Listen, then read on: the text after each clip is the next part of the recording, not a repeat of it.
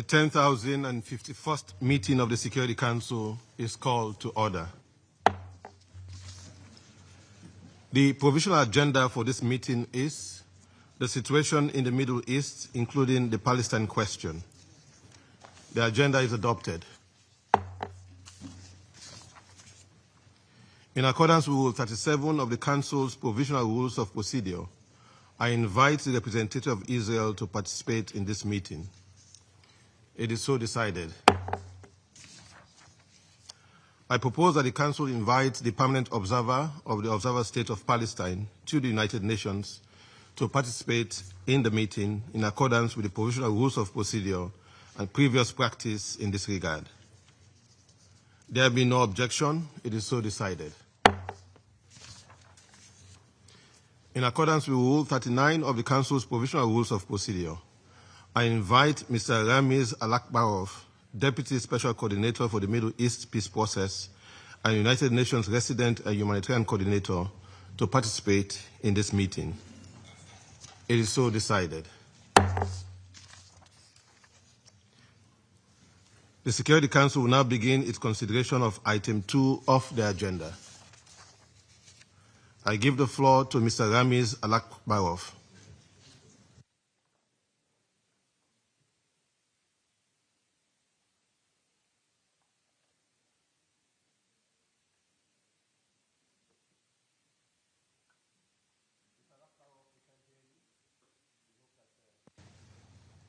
Our technical colleagues will allow the Council to hear you. Can you hear me now, Mr. President? Yes, we do. Please proceed and start again. Thank you. Mr. President, Excellencies, today we meet at the moment of renewed hope, while progress on the ground is fragile and deep uncertainty persists. We must seize the opportunity before us to chart a better future for Palestinians, Israelis, and the wider region. Since coming into effect last month, the ceasefire has largely held in Gaza. However, recent airstrikes by Israel on populated areas have caused numerous casualties and significant destruction. Palestinian militants in Gaza have also continued sporadic attacks on Israeli soldiers, causing fatalities. This violence is jeopardizing the fragile ceasefire, and I urge all parties to exercise restraint and fulfill their commitments under the agreement. I recognize the commitments made thus far by the parties and the exceptional efforts of the mediators, Egypt, Qatar, Turkey, and the United States, in sustaining the deal. The Security Council has also taken an important step in consolidation of the ceasefire with the adoption of the Security Council Resolution 2803. While still facing unbearable living conditions and seemingly insurmountable destruction, the people in Gaza have now experienced at least the first glimmers of respite from the near constant bombardment of the last 2 years. Families in Israel have been reunited with their loved ones who were held hostage by Hamas and other Palestinian armed groups under intolerable conditions in Gaza. Other families have had the remains of their loved ones once returned and began the long process of mourning. But the bodies of 3 hostages have yet to be returned, with families waiting in agony for that day to come. The bodies of the deceased hostages must be returned immediately. Last week, I also met with the families of missing persons from Gaza. With tears in their eyes, they showed me pictures of their loved ones, who are presumed to be in detention or still buried under the rubble. All efforts must be made to identify missing Palestinians. These families also deserve closure. Mr. President, with the ceasefire largely holding, the United Nations has redoubled efforts to mobilize and scale up humanitarian assistance, seizing the moment to reach the population where they are. We must not risk a reversal. The coordinated international effort needs to be expanded, both in immediate terms to consolidate the ceasefire and over the longer term to realize a more secure and just future for all. Mr. President, the past weeks offered a measure of relief, and we acknowledge the increased volume of aid delivery into Gaza. And we also must confront the grim reality of the situation on the ground. The 2 years of fighting have left almost 80% of Gaza's 250,000 buildings damaged or destroyed. Over 1.7 million people remain displaced, mainly in overcrowded shelters without adequate access to water, medical care, and food supplies. Last week, I traveled to Gaza, where I met displaced communities and humanitarian personnel working tirelessly on the grounds to deliver assistance. The picture remained bleak. While the availability and price of basic food commodities has improved, key sources of protein such as chicken, meat, and egg remain out of reach for many families.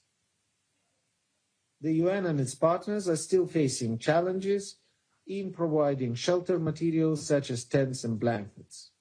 As we enter the winter months, these delays must be urgently resolved. There is a critical need to transition from emergency humanitarian assistance towards enabling communities to rebuild their lives and restore essential services. Hospitals continue to struggle without electricity and reliable water, severely limiting their ability to care for patients. The water and sanitation situation remains alarming. Sheikh Radwan Pond has effectively become an open sewage tank, requiring immediate attention to prevent a public health catastrophe. Key materials must be permitted to enter immediately to repair vital water and sanitation facilities. The rerouting of humanitarian and commercial movements through the Philadelphia Corridor and Al Rashid Coastal Road has complicated logistics, further delaying the distribution of much needed aid. Despite these hurdles and setbacks, the UN and its partners are working to scale up the response. An immunization campaign to reach 44,000 children has been launched, and hundreds of water wells have reopened. Over 24,000 metric tons of aid had been collected, yet 190,000 metric tons of food, medicine, and shelter are prepositioned in the region and awaiting entry. I call on Israel to expand crossing capacity and expedite the clearance of supplies, including UN supplies. The opening of the Jordan corridor and the Rafah crossings are vital to further scale up the response, and the renewal of the NGO registration is essential and remains unresolved. UN is engaged with Civil Military Coordination Center, including its 22 partners, mostly from the member states, to coordinate the delivery of assistance and uphold humanitarian principles. These efforts have yielded benefits for Gaza population, including increased food supply and higher levels of approvals for shelter and non-food items, particularly for government-to-government aid. I also welcome today's news of the restoration of the fiber optic internet service provision in Gaza, a positive result of these efforts. Mr. President, the damage in Gaza, physically, economically, and socially, is catastrophic. We cannot address only immediate physical needs. Psychosocial needs, social cohesion, and justice must be addressed. There must be a restoration of dignity and hope. These efforts must be anchored in clear political horizon for resolving the conflict, ending the unlawful occupation, and realizing the two-state solution. The task ahead is monumental and will require a well-coordinated, phased international effort. We must help create the conditions in which people can begin to rebuild their lives with dignity, and there is no time to lose. The European Union, United Nations, and World Bank are working to update the Rapid Damage and Needs Assessment, called RDNA, which in March estimated reconstruction's cost at some $53 billion US. UN's immediate early recovery approach in Gaza has been aligned with the Palestinian Authority's recovery and reconstruction planning and can contribute to realizing the objectives set forth in Security Council Resolution 2803. I welcome the European Union's convening of the Palestine Donor Group in Brussels last week. It demonstrated a strong commitment to durable recovery and reconstruction in Gaza, strengthening linkages between the West Bank and Gaza, and to full resumption of the Palestinian Authority responsibilities in Gaza. Preparations are also ongoing for the Cairo Conference for Gaza Reconstructions, which offers a chance to align and recover priority with broader vision for Gaza's reconstruction. I welcome Egypt's continued leadership in this effort. Mr. President, turning now to the occupied West Bank, including East Jerusalem, settlement expansion, the proliferation of outposts, violence, including settler violence, displacement and evictions continue to escalate at an alarming levels. Israeli military operations, particularly the northern West Bank, have resulted in deaths, destruction, and continuous displacement of thousands, particularly from refugee camps. Israeli operations have also continued deep in Area A. Settler violence has reached emergency levels. In October, during the olive harvest season, the UN recorded the highest number of settler attacks on Palestinians since the UN monitoring began, an average of 8 per day. The olive harvest is an economic and cultural lifeline. These attacks have injured farmers, destroyed olive trees, and decimated livelihoods. In many cases, Israeli forces failed to prevent or were complicit in such acts. In other instances, Israeli settlers have violently confronted the Israeli forces. Arson attacks and the desecration of holy places by settlers have further heightened tensions and illustrate the spiraling violence. It must stop. I note the condemnation of these attacks by the government of Israel, and the concrete action is needed now to end the impunity for these crimes. Palestinian communities must be protected. Palestinian attacks, including acts of terror, such as the recent ramming and stabbing attack south of Jerusalem, must also cease and be condemned. All perpetrators of violence must be held accountable. I appeal to political and community leaders to cease the incitement and incendiary language that only fuels further extremism.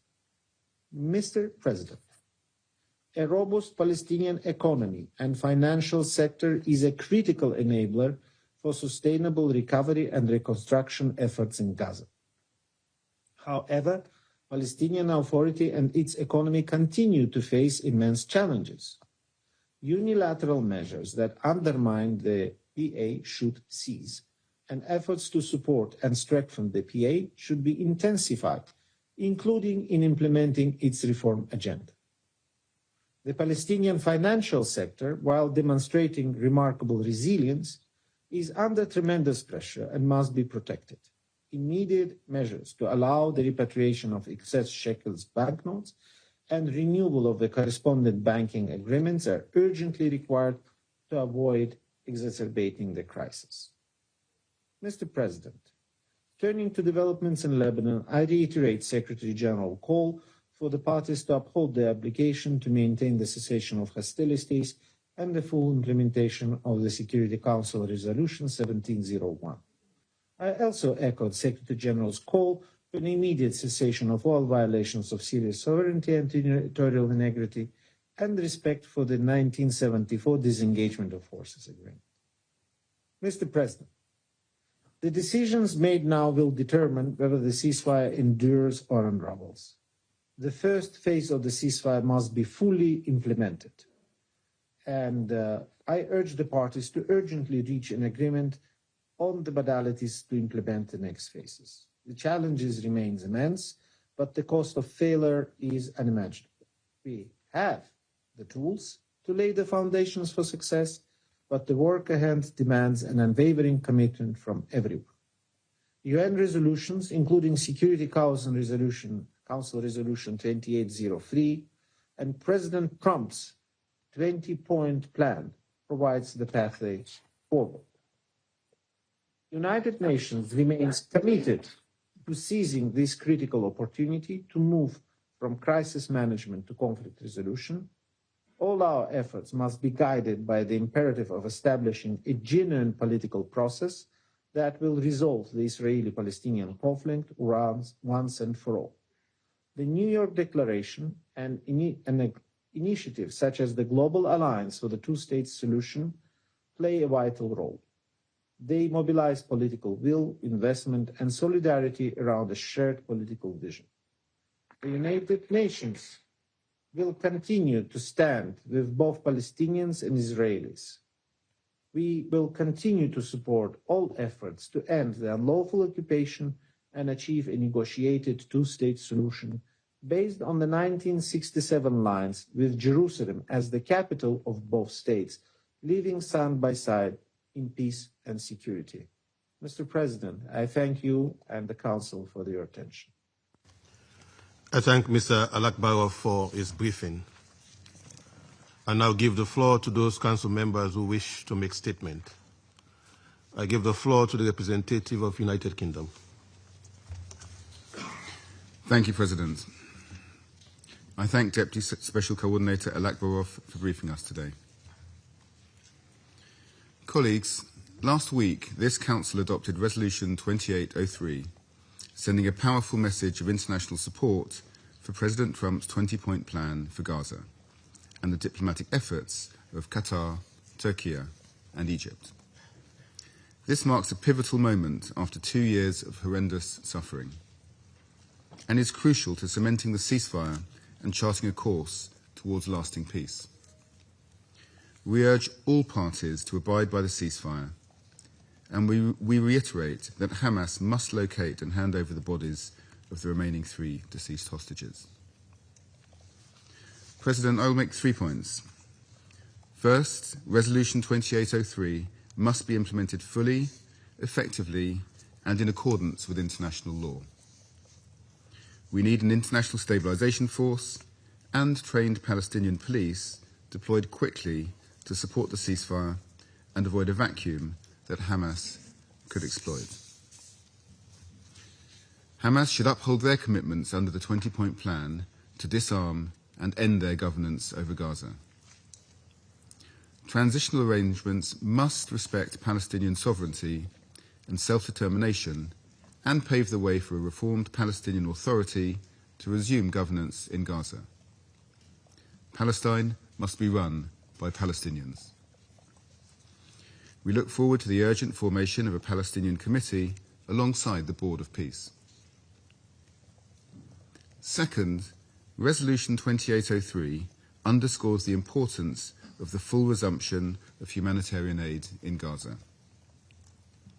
The humanitarian situation remains catastrophic.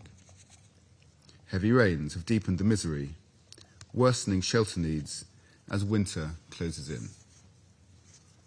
The United Nations has confirmed that over 1.5 million people are in urgent need of emergency shelter, yet Israel continues to restrict life-saving aid.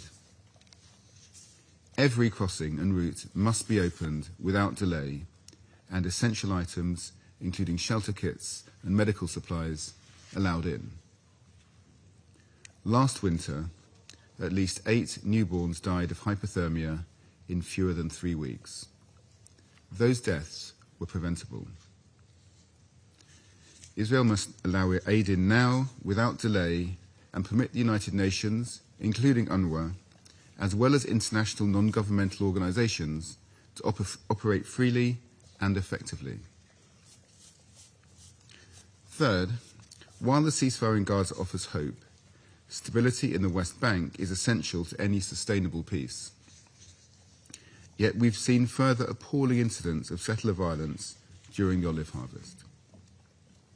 Last month, OCHA recorded more than 260 Israeli settler attacks, resulting in Palestinian casualties or damage to property. This month, we've witnessed horrific arson attacks including on a mosque in the West Bank. These unacceptable incidents must be thoroughly investigated and those responsible held accountable. We also urge Israel to end its stranglehold on the Palestinian economy by releasing withheld clearance revenues, protecting correspondent banking arrangements, and facilitating shekel transfers from Palestinian banks. And we reiterate our call on Israel to halt the expansion of illegal settlements, including the E1 plans. President, this is a pivotal moment for the future of the region. The United Kingdom will continue to work with all partners to implement Resolution 2803 and to forge a just and lasting peace for Israelis and Palestinians anchored in a two-state solution. I thank you. I thank the representative of the United Kingdom for the statement, and I'll give the floor to the representative of Pakistan. Thank you, Mr. President. I would like to thank Deputy Special Coordinator Al-Akbarov for his comprehensive briefing.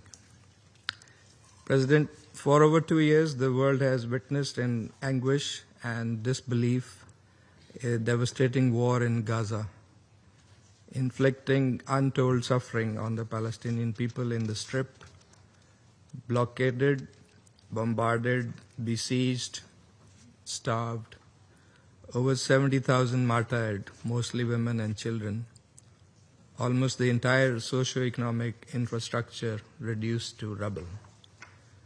Demands for ceasefire unheeded, and calls for accountability responded with complete impunity. Yet, amidst this carnage, and despite the relentless Israeli onslaught, two major developments took place.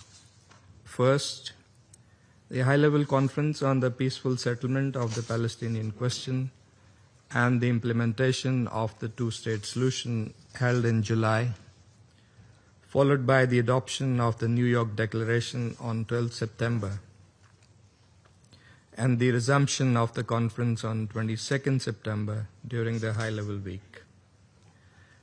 The declaration committed to taking tangible, time-bound, and irreversible steps for the realization of an independent state of Palestine, reflecting the overwhelming desire of the international community.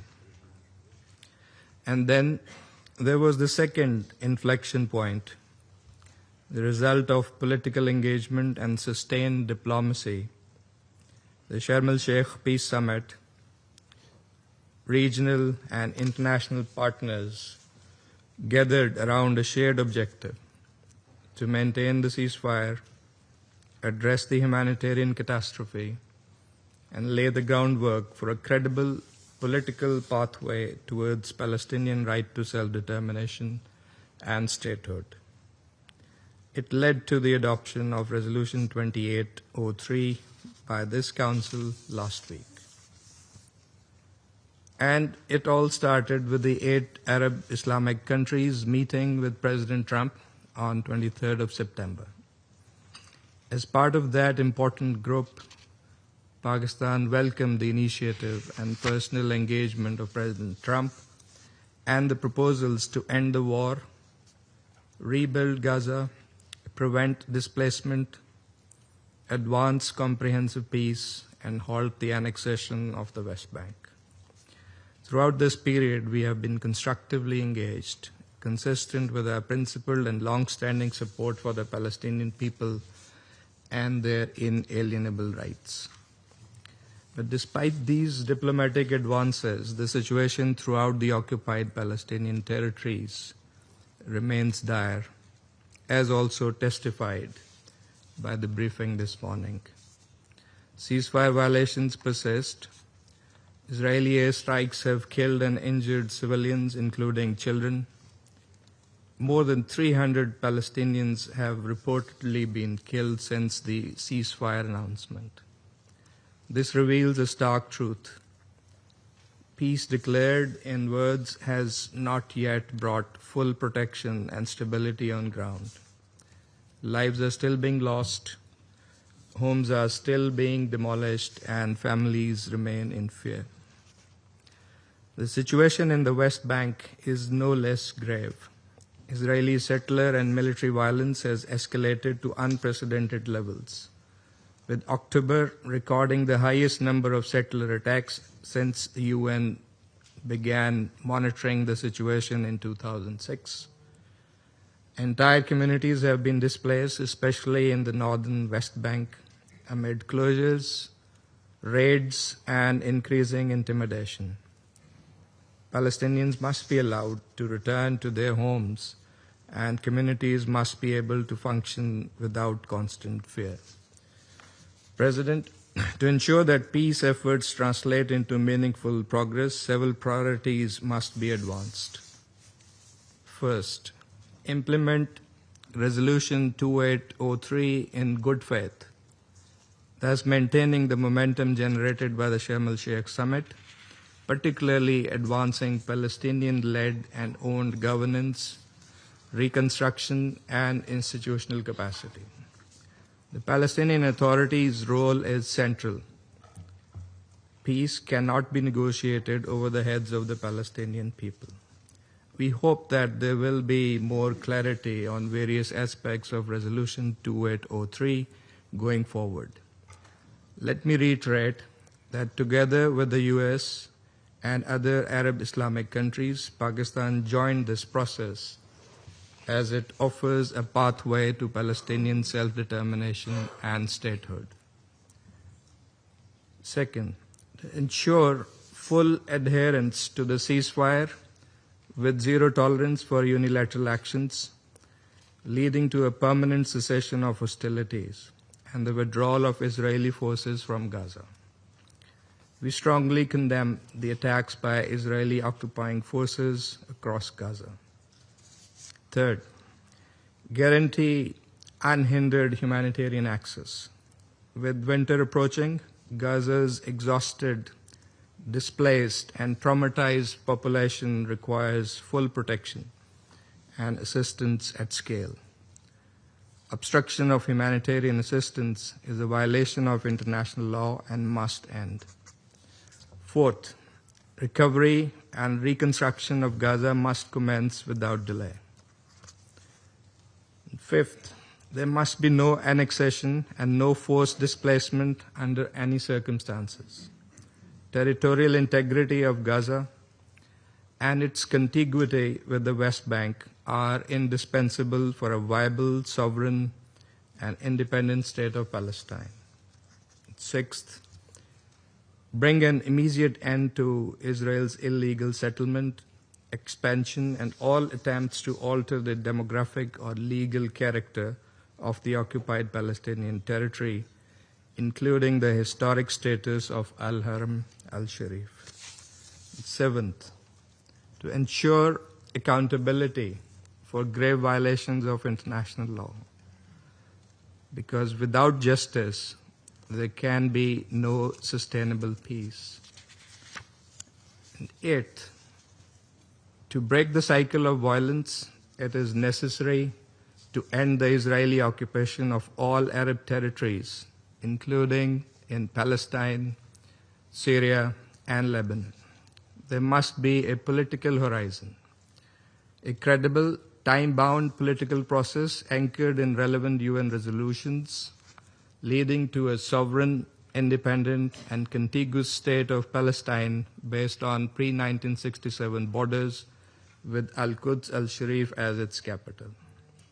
The International Conference on the Two-State Solution, its New York Declaration, and the Peace Plan complement each other and should serve to advance concerted and coordinated action to implement commitments for the realization of the ultimate shared goal, that is, the establishment of the Palestinian state in accordance with international legitimacy.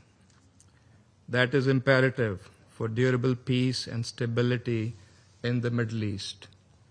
And we must ensure that we succeed in this objective. President, Pakistan reaffirms its unwavering solidarity with the Palestinian people. Their resilience under unimaginable hardship demands equal conviction on part of the international community. This is a defining moment, of course. Commitments must now translate into concrete actions. Pakistan stands firmly with Palestine in its struggle for dignity, justice, self-determination, and the realization of their independent state. I thank you. I thank the representative of Pakistan for the statement, and I give the floor to the representative of Slovenia. Thank you, Mr. President, and I thank Deputy Special Coordinator Alakbarov. Mr. President, just a week ago, this Council adopted Resolution 2803. Many of us voted for this resolution to uphold the ceasefire in Gaza. In the context of the fragile situation we observe, we call on all parties to fully respect the ceasefire in good faith and without delay, as per the resolution. But ceasefire is just the start. After 2 years of deprivation, destruction and death, people in Gaza need all hands on deck. As the winter approaches, humanitarian needs remain high. Access to food, clean water, shelter and medicines continues to be constrained. In line with the most recent advisory opinion of International Court of Justice, we repeat calling for lifting all restrictions on aid and humanitarian action, including the work of international NGOs. We welcome the response of the UN and its humanitarian partners scaling up assistance. This includes the vaccination campaign conducted by WHO, UNICEF and UNRWA. Additionally, we underline our deep concerns over reportings on the so-called mystery planes from Gaza. While more information needs to be shared with the Council, we resolutely stand against forced or encouraged displacement.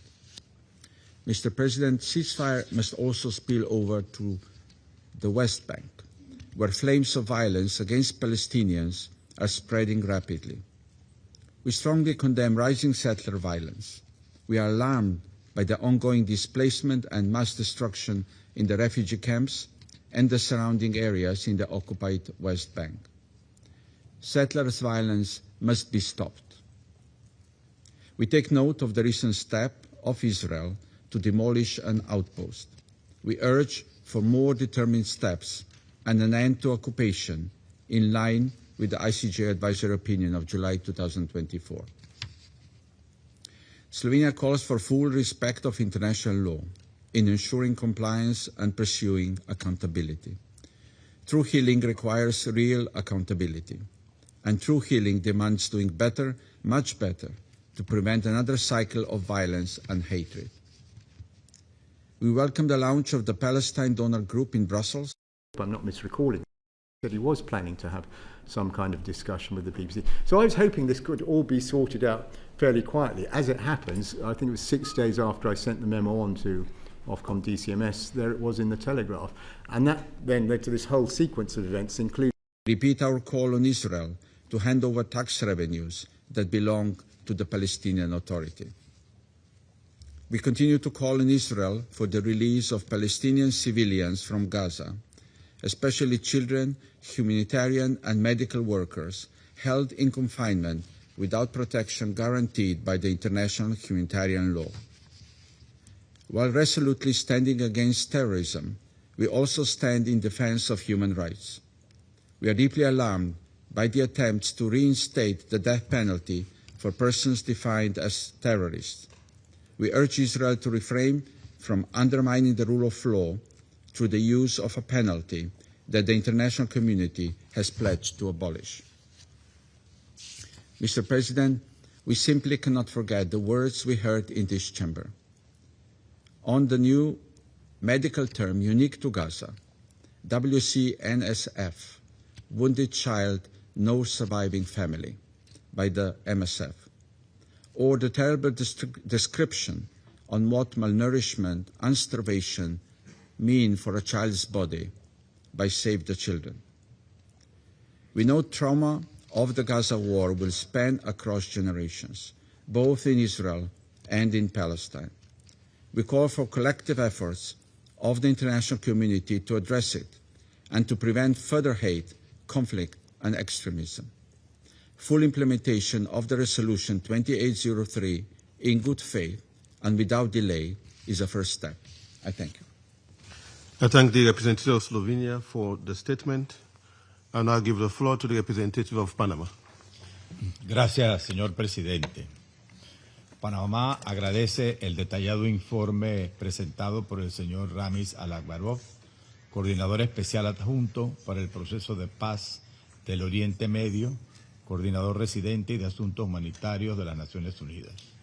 Saludamos la presencia de las delegaciones de Israel y del Estado Observador de Palestina. Hoy, apenas 8 días después de que este Consejo adoptara la resolución que por primera vez en décadas de desconfianza, destrucción y sufrimiento abre una ventana de oportunidad real hacia un camino distinto al que han vivido los pueblos de Israel y Palestina, cuyo reto no pasa solo por sostener el alto al fuego, sino en poder transformar un momento frágil en un punto de inflexión histórico hacia la paz. El alto al fuego, alcanzado gracias a la mediación de Qatar, Egipto, Estados Unidos y Turquía, permitió la liberación de los rehenes que permanecían con vida y la recuperación de la mayoría de los cuerpos retenidos, así como el acceso de la vital ayuda humanitaria, brindando un mínimo de dignidad a familias israelíes y palestinas que han sufrido lo inconmensurable. Lamentablemente, el alto al fuego sigue siendo vulnerable. Cada acto que contradiga el espíritu de Sharm el-Sheikh pone en riesgo la credibilidad de los compromisos asumidos. Panamá, en su inalienable compromiso con el derecho internacional y como miembro de este Consejo, que votó a favor de la resolución adoptada la semana pasada, reitera el llamado a que la protección de civiles es y debe ser algo prioritario por todas las partes en todo momento. Por ello confiamos en que los garantes y mediadores ejercerán toda su influencia para asegurar el pleno cumplimiento de lo acordado y mantener vivo el espacio que este alto al fuego ha abierto para la paz. Gaza no puede seguir gobernada por el extremismo de Hamás ni por ningún actor armado fuera del marco del derecho internacional. El futuro debe construirse sobre un liderazgo institucional palestino reformado y unificado, capaz de garantizar seguridad para su propia población y para sus vecinos. En ese sentido, Panamá reconoce y saluda los avances presentados recientemente por la autoridad palestina, incluidos 23 elementos de reforma implementados como pasos indispensables para viabilizar la etapa de transición prevista en la resolución y en el esperanzador plan de 20 puntos del presidente Donald Trump. Señor presidente, la fragilidad sobre el terreno no es solo política. Las lluvias torrenciales de la semana pasada destruyeron miles de tiendas de campaña y refugios improvisados, afectando a unas 740.000 personas. Y a pesar de la mejora en el acceso a productos básicos, muchas familias siguen comiendo solo una vez al día. Mientras que en Cisjordania, incluida Jerusalén Oriental, la situación también sigue deteriorándose gravemente. Insistimos a que se detengan la violencia y las acciones que contradigan el derecho internacional y las resoluciones de este Consejo. La magnitud de la situación humanitaria que persiste en Gaza y en Cisjordania pone de relieve que la presencia de las Naciones Unidas y de sus agencias especializadas es importante para sostener la asistencia vital, proteger a la población civil y acompañar la transición ordenada que este Consejo ha delineado en sus resoluciones. Panamá reitera su firme respaldo y reconocimiento al trabajo de las agencias humanitarias de las Naciones Unidas que continúan operando sobre el terreno con enorme profesionalismo y sacrificio. Señor presidente, Panamá reitera que Gaza y Cisjordania, incluida Jerusalén Oriental, son partes integrales del futuro Estado palestino y que la solución viable, sostenible y humana seguirá siendo aquella que permita que los pueblos de Israel y Palestina puedan vivir lado a lado en paz, seguridad y dignidad conforme al derecho internacional y a las resoluciones pertinentes del Consejo. Muchas gracias. I thank the representative of Panama for the statement, and I'll give the floor to the representative of Algeria. Thank you, President. I would like to thank Deputy Special Coordinator Al-Akbarov for his insightful briefing. The occupied Palestinian territory is still the theater of bloodshed. In 40 days since the ceasefire began, and in flagrant violation of the agreement, Israel killed more than 310 Palestinians, many of whom are women and children. Algeria strongly condemns this brutal and continued onslaught. From Lebanon to Syria, to Gaza, to the West Bank, Israel is blatantly violating arrangements and disregarding mediators and guarantors. The experience of Resolution 2735 is still fresh in our minds, in defiance of the clear indication that Israel accepted, yes, accepted the U.S. proposal, and yet it broke the ceasefire in total impunity, in total immunity.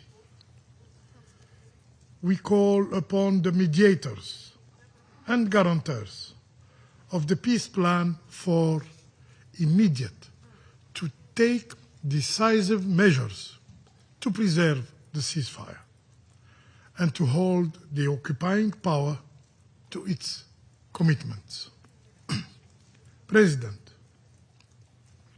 the people of Gaza are enduring a living nightmare in the wake of a war that has claimed over 70,000 Palestinian lives.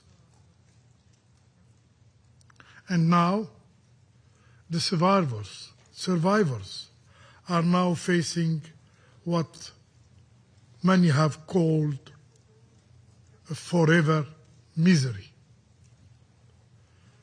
As a harsh winter approaches, hundreds of thousands are homeless, crowded in fragile tents, their belongings soaked, their children freezing and sleeping on bare ground.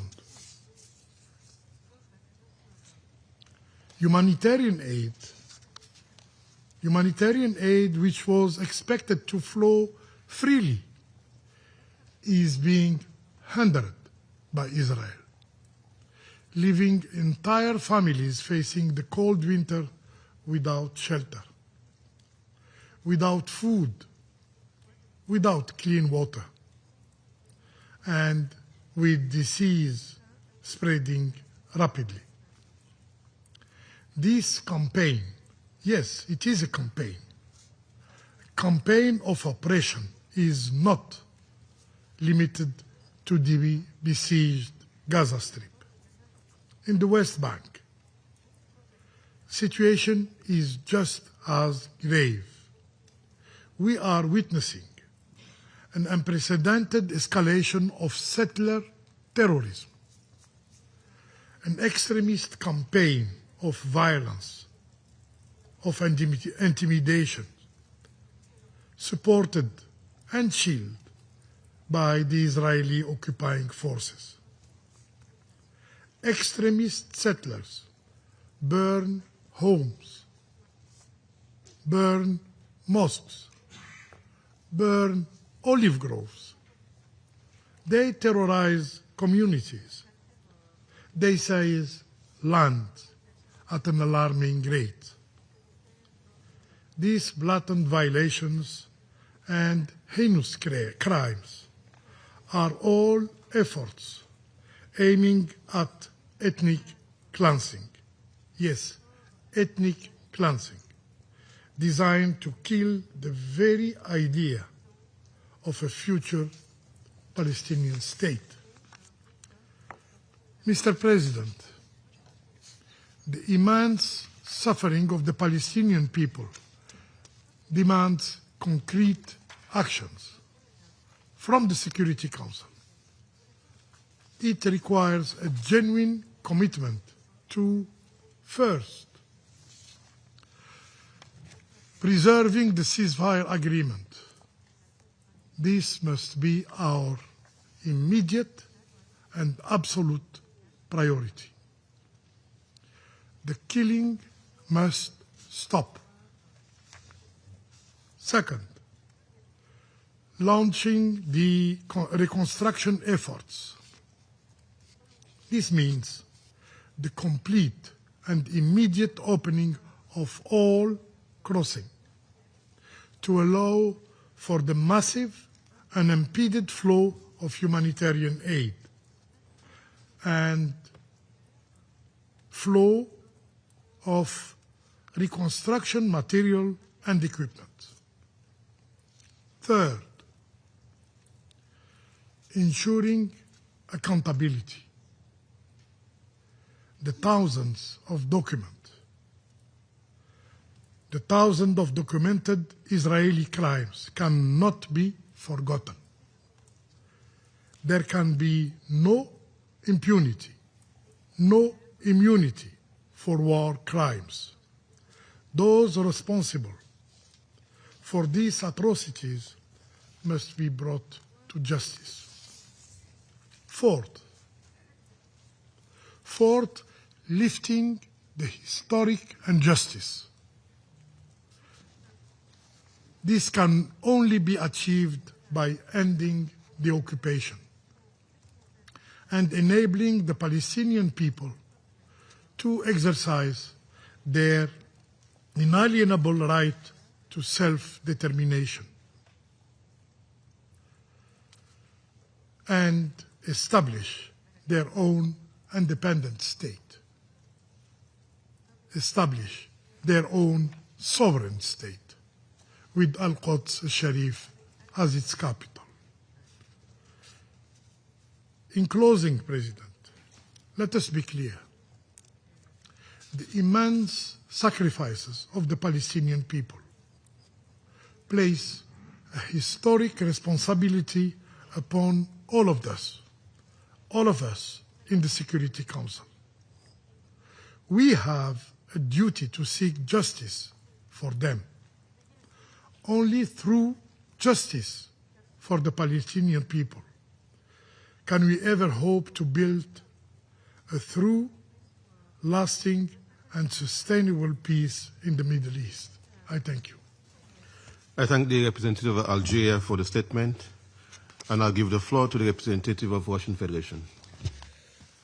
Господин председатель, признателен заместителю спецкоординатора ООН по Ближневосточному мирному процессу Рамизу Алакбарову за брифинг по ситуации на Ближнем Востоке, включая палестинский вопрос.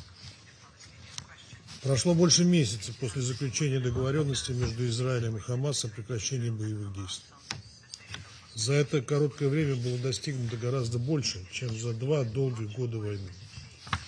Освобождены все оставшиеся в живых заложники, на волю вышли тысячи палестинцев, содержавшихся под стражей. Появились условия для выправления гуманитарной обстановки в секторе. Вместе с тем приходится констатировать, что с заключением договоренности говорить о возвращении долгожданного мира пока еще рано. Обе стороны обвиняют друг друга в регулярных нарушениях. С 10 октября в результате ударов Цахал было убито более 300 палестинцев. Только за последние сутки под обстрелами погибло 33 человека в Хан-Юнисе, в Хан-Юнисе и городе Газа. Причиной этой не имеющей оправдания жестокости стало возмездие за предположительное нападение Хамас на израильские позиции в Хан-Юнисе, хотя само движение отрицает свою причастность к этому. До сих пор не возвращены тела 3 заложников. Сохраняются значительные ограничения для завоза и распределения гуманитарной помощи в секторе. Отличительной чертой последних дней в Газе стала желтая линия, разделяющая анклав на подконтрольный Хамас и Цахал территории. Возведение с подконтрольной израильтянам стороны заграждения и укрепления указывает на то, что оккупация сектора имеет долгосрочный характер. Это несет каждодневные риски для газовитян, оказавшихся по разные стороны баррикад, подобных жителям разделенного Берлина. Тем более, что многие участки желтой линии не маркированы, и нередки случаи, когда палестинцы попадают под огонь, пересекая черту, даже не подозревая об этом. Вызывают тревогу и сообщения о произвольном изменении израильской стороной желтой линии на некоторых участках в городе Газа и в нарушение соглашения о прекращении огня. Господин председатель, нестабильность положения на земле, когда уместно говорить скорее о ситуации ни войны, ни мира, усугубляется неопределенностью по поводу дальнейших шагов по реализации мирных договоренностей. Когда в Газу вернется власть палестинской национальной администрации? Когда Израиль выведет свои войска из сектора? Как будет происходить разоружение Хамас? Все эти вопросы имеют прямую взаимосвязь. И если отсутствие деталей в плане президента Трампа на этот счет как раз позволило подвести стороны к согласию, то на данном этапе без честных и конкретных ответов мирные усилия могут увязнуть в потоке бесконечных взаимных обвинений сторон в нарушениях условий сделки. К сожалению, принятая неделю назад резолюция Совета Безопасности 2803 ясности на этот счет не внесла. В ней фиксируются довольно широкие рамки будущего Совета мира, которому поручено надзирать за восстановлением Газа, а также силовой мандат международных стабилизационных сил, которые должны быть развернуты в координации с Израилем и Египтом. Убеждены, что эффективная деятельность этих структур зависит от их тесного взаимодействия с палестинской стороной. Важно также как можно скорее определить четкие сроки передачи властных полномочий в анклаве палестинской национальной администрации, а также отвода из сектора подразделений Цахал. При этом мы до сих пор не слышали о готовности хотя бы одной потенциальной страны-поставщика контингентов участвовать в силовых операциях. Коллеги, что должно сподвигнуть боевиков сложить оружие, если нет уверенности, что будущее Газы в руках самих палестинцев, а не оккупационных сил или неких международных структур? Кроме того, вызывают тревогу сообщения о спонсировании Израилем отдельных палестинских вооруженных группировок для борьбы с Хамас. Такие действия могут иметь весьма опасные последствия. История знает тому немало примеров. Такие сомнения подогреваются и провокационной риторикой со стороны израильских высокопоставленных лиц. Слова министра национальной безопасности Израиля Итамира Бен-Гвира о том, что нет такого понятия, как палестинский народ, а также его подстрекательство к убийству высокопоставленных чиновников ПНА, мягко говоря, не способствуют налаживанию устойчивого мирного процесса. Примечательно, что даже весьма осторожные и расплывчатые формулировки по самоопределению палестинцев из резолюции Совета 2803 вызвали шквал негодования в политических кругах Израиля, потребовавших от премьер-министра однозначно подтвердить позицию о недопустимости создания палестинского государства. В целом наблюдаем весьма опасную тенденцию, при которой стороны конфликта предпочитают вычленять отдельные выгодные для себя элементы договоренности, закрывая глаза на собственные обязательства. Призываем обе стороны добросовестно подойти к выполнению соглашения и предпринять все усилия для того, чтобы избежать возвращения к войне. Особая ответственность за претворение в жизнь мирной инициативы лежит на Соединенных Штатах и странах, выразивших недвусмысленную поддержку американской резолюции. При всех ее недомолвках мы не стали блокировать прохождение документа по просьбе наших палестинских и арабских друзей с тем, чтобы дать возможность Вашингтону попробовать добиться прогресса в решении застарелого палестино-израильского конфликта. Ключ к этому в беспристрастном подходе, когда интересы и озабоченности обеих сторон учитываются в равной степени, невзирая на союзнические отношения и критику со стороны радикальных сил. Крайне важно, чтобы мирный план, одобренный Советом 17 ноября, вернул нас на путь двугосударственного решения, получившего одобрение большинства стран-членов ООН в ходе двух раундов конференции высокого уровня в Нью-Йорке. Будем внимательно следить за выполнением резолюции Совета 2803 и ждем разъяснений от американской стороны по формированию Совета мира и МСС, а также соответствию их деятельности международно-правовой базе по ближневосточному регулированию интересам как Палестины, так и Израиля. В качестве постоянного члена Совета Безопасности Россия намерена и дальше играть конструктивную роль в достижении устойчивого мира на Ближнем Востоке, краеугольным камнем которого была и остается формула двух государств для двух народов, способная удовлетворить как законные озабоченности Израиля в сфере безопасности, так и справедливые чаяния палестинского народа на собственном государстве. Благодарю вас. I thank the representative of the Russian Federation for the statement, and I'll give the floor to the representative of Somalia. السيد الرئيس، في البداية أود أن أتقدم بالشكر للسيد راميز الأكبروف على الإحاطة القيمة التي قدمها بشأن التطورات الأخيرة في الشرق الأوسط بما في ذلك الأراضي الفلسطينية المحتلة. وأعرب عن تقديري للجهود المستمرة التي تبذلها الأمم المتحدة في متابعة هذا الملف الحساس. ترحب الصومال بالجهود الدبلوماسية التي بذلتها كل من الولايات المتحدة وجمهورية مصر العربية ودولة قطر وجمهورية تركيا، والتي أدت إلى التوصل إلى اتفاق لوقف إطلاق النار عبر مؤتمر شرم الشيخ. فلقد لعبت هذه الدول دورا محوريا في تقريب وجهات النظر وتهيئة الظروف لخفض التصعيد ومحاولة تخفيف المعاناة الإنسانية. في الأسبوع الماضي في هذا المجلس ساندنا الجهود التي قادتها الولايات المتحدة عبر دورها المركزي في الوساطة، والتي أسهمت في وضع قرار يحظي بدعم إقليمي ودولي واسع ويهدف إلى تحقيق تهدئة مستدامة.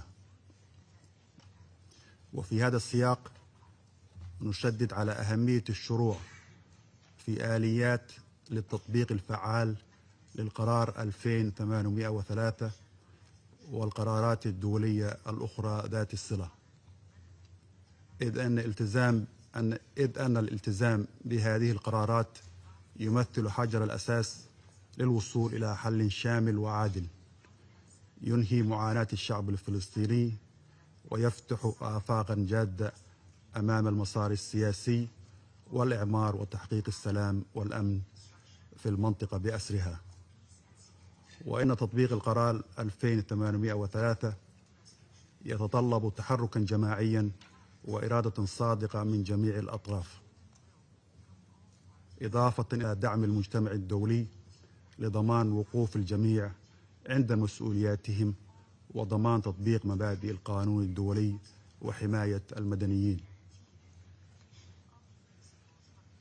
السيد الرئيس، نشجع جميع الأطراف على البناء على الزخم الذي وفرته جهود الوساطة الأخيرة والعمل على ترسيخ وقف إطلاق النار من خلال آليات عملية تمنع العودة إلى دوامة العنف وتضمن الالتزام الجميع بواجباتهم.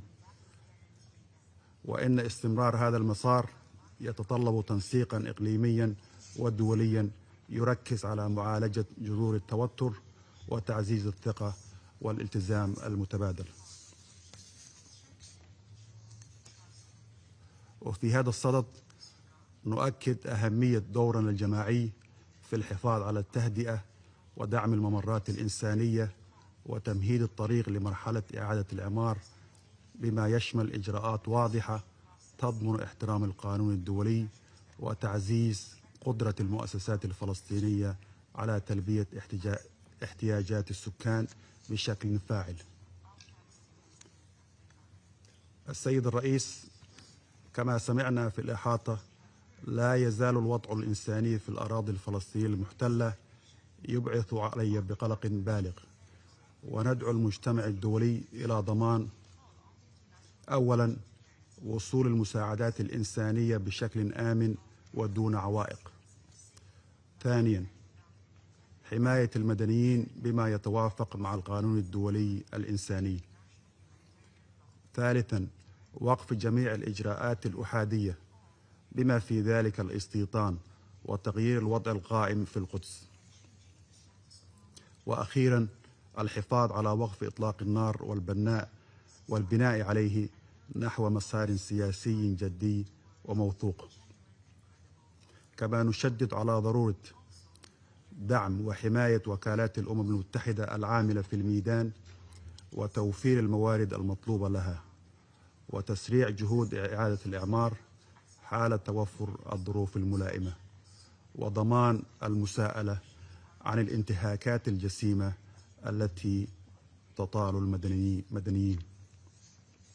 وفي الختام السيد الرئيس، إن بلادي انطلاقا من إيمانها العميق بأهمية الحلول السياسية والتفاوضية ستستمر في دعم جميع الجهود الإقليمية والدولية الرامية إلى تحقيق أمن واستقرار المنطقة وتلبية الحقوق المشروعة للشعب الفلسطيني الشقيق.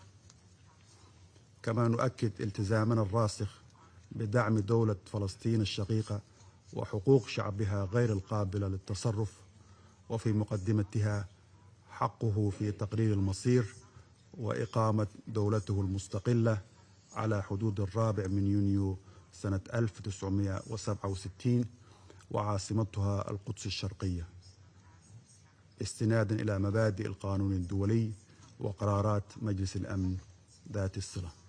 وشكرا سيد الرئيس. I thank the representative of Somalia for the statement, and I'll give the floor to the representative of China. 谢谢主席，我感谢阿拉克巴罗夫副特别协调员的通报。巴勒斯坦问题是中东问题的核心，事关地区乃至国际的和平与稳定。我们欢迎达成加沙第一阶段停火协议，但巴以和平还远未实现，平民的苦难还在继续。我们呼吁国际社会秉持最大的紧迫感，拿出坚定的政治决心，为恢复地区和平做出更大的努力。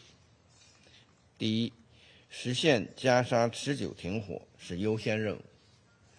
我们关切地注意到，加沙的暴力冲突仍在发生。据报道，以色列已经违反停火协议400多次，造成300多名加沙民众死亡。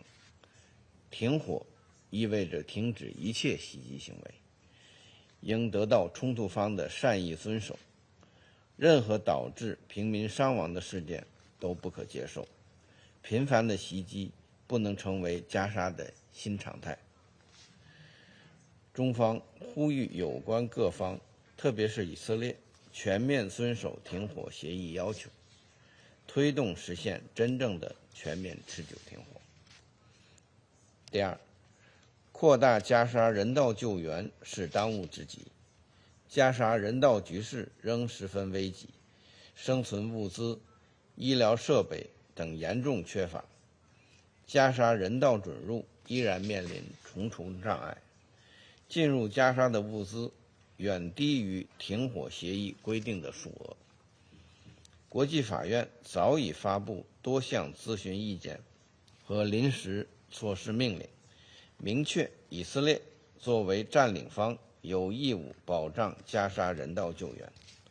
中方敦促以色列切实履行国际人道法义务，开放全部过境点，取消对人道准入的限制，保障联合国近东巴勒斯坦难民经济和工程处、救济和工程处等人道机构开展援助。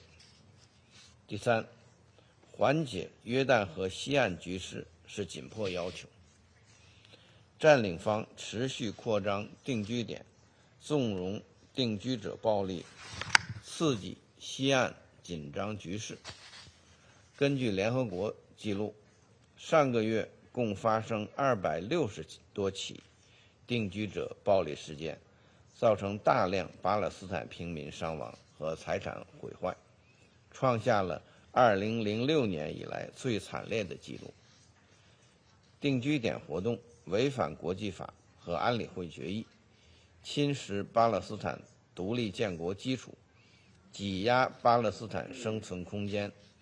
以色列应当停止定居点活动，遏制定居者暴力，停止破坏巴勒斯坦民族权力机构的治理基础。第四，落实两国方案是唯一出路。加沙和西岸都是巴勒斯坦不可分割的组成部分。安理会上周通过了2803号决议，相关国家应当秉持对加沙民众、安理会和国际社会负责任的态度，及时向安理会通报有关情况，确保安理会的密切关注和有效参与。任何关于加沙未来的安排都必须坚持8人制8原则，都应当尊重巴勒斯坦人民的意愿。国际社会要汇聚更大努力推进两国方案，反对任何破坏两国方案基础的单边行动，支持巴勒斯坦早日独立建国和成为联合国正式会员国。主席，中方一贯坚定支持巴勒斯坦人民恢复民族合法权利的正义事业，将继续致力于实现持久停火，缓解人道局势，推动巴勒斯坦问题在联合国有关决议和两国方案基础上早日得到全面、公正、持久解决。谢谢主席。I thank the representative of China for the statement. I now give the floor to the representative of France. Merci, Monsieur le Président. Monsieur le Président, je remercie le coordonnateur spécial adjoint, Monsieur Ramiz Alakbarov, pour son exposé. Depuis le cessez-le-feu, rendu possible le 10 octobre par l'action des États-Unis, du Qatar, de l'Égypte et de la Turquie, l'apaisement précaire qui domine à Gaza appelle l'engagement et la vigilance du Conseil de sécurité et de l'ONU dans son ensemble. 2 décisions importantes viennent de concrétiser cet engagement. D'une part, le renouvellement par l'Assemblée générale du mandat de l'UNRWA pour 3 ans réaffirme son rôle crucial dans l'aide humanitaire et la fourniture de services essentiels à la population. D'autre part, l'adoption de la résolution 2803 autorise la mise en œuvre du plan de paix pour Gaza. Cet endossement est un point de départ. Notre responsabilité collective est d'en superviser l'application. Consolidation du cessez-le-feu, généralisation de l'accès humanitaire, sécurisation et relèvement de Gaza. La France y contribuera à travers 3 priorités. Premièrement, la protection des civils et un accès humanitaire massif, sûr et sans entrave, sous l'égide des Nations unies. La France contribuera à hauteur de 100 millions d'euros à la réponse humanitaire pour 2025. Elle appelle toutes les parties à permettre l'acheminement immédiat de l'aide partout dans Gaza, en coordination avec les Nations unies, le CICR et les ONG internationales, dans le respect du droit international humanitaire. Deuxièmement, le déploiement rapide de la force internationale de stabilisation en appui des efforts de l'autorité palestinienne. Ce déploiement est capital pour prévenir une reprise des violences, sécuriser les opérations humanitaires, accompagner le relèvement précoce, contribuer au désarmement du Hamas et préparer le plein retour de l'autorité palestinienne à Gaza. La France contribuera au renforcement des forces palestiniennes à travers les missions européennes EUBAM Rafah et EUPOL COPS, en y déployant près de 100 gendarmes. Troisièmement, l'établissement d'un cadre de gouvernance pour la transition. La résolution 2803 s'inscrit dans un corpus constant, les résolutions pertinentes du Conseil de sécurité et les paramètres internationalement agréés. Elle prévoit la mise en place d'un Conseil de paix et d'un comité technocratique palestinien. La France œuvrera à ce qu'ils incluent l'ensemble des parties prenantes, en particulier l'autorité palestinienne. Monsieur le Président, l'avenir de Gaza et celui de la Cisjordanie sont indissociables. Tout changement démographique ou territorial, toute occupation ou annexion serait contraire au droit international et gravement préjudiciable à la paix. À cet égard, la France est préoccupée par la détérioration de la situation sécuritaire et par les violations du droit international en Cisjordanie. La violence des colons, l'accélération de la colonisation et les déplacements forcés atteignent de nouveaux records. Les récentes déclarations d'autorités israéliennes appelant à des assassinats ciblés contre des responsables de l'autorité palestinienne sont inadmissibles. La France défend la solution à deux États, à nouveau entérinée lors de la conférence de New York, à travers la déclaration qu'a adoptée notre Assemblée générale. Lors de la visite du président de l'autorité palestinienne à Paris le 11 novembre, un comité franco-palestinien pour la consolidation de l'État de Palestine a été constitué. Il contribuera notamment à l'élaboration d'une nouvelle constitution. Monsieur le Président, nous avons tous salué le moment historique qu'ont constitué l'accord du 10 octobre et le plan de paix américain. Pour la paix et pour la réalisation des droits égaux des Palestiniens et des Israéliens à un État et à la sécurité, travaillons en même temps au relèvement de Gaza et à une nouvelle dynamique israélo-palestinienne. Je vous remercie. I thank the representative of France for the statement, and I'll give the floor to the representative of the Republic of Korea. Thank you, Mr. President. I would also like to thank Deputy Special Coordinator Ramiz Alakbarov for his comprehensive briefing. Mr. President, the international community now stands at a crossroad. With the adoption of Resolution 2803 last week, we can now choose a path toward a better future with lasting stability in Gaza. On the other hand, players in the region, state or non-state actors, may decide to pursue another path of endless violence and confrontation. At this critical juncture, it is vital for the international community, including the Security Council, to help the region navigate in the right direction. And we believe that the smooth and faithful implementation of Resolution 2803 provides an essential groundwork to this end.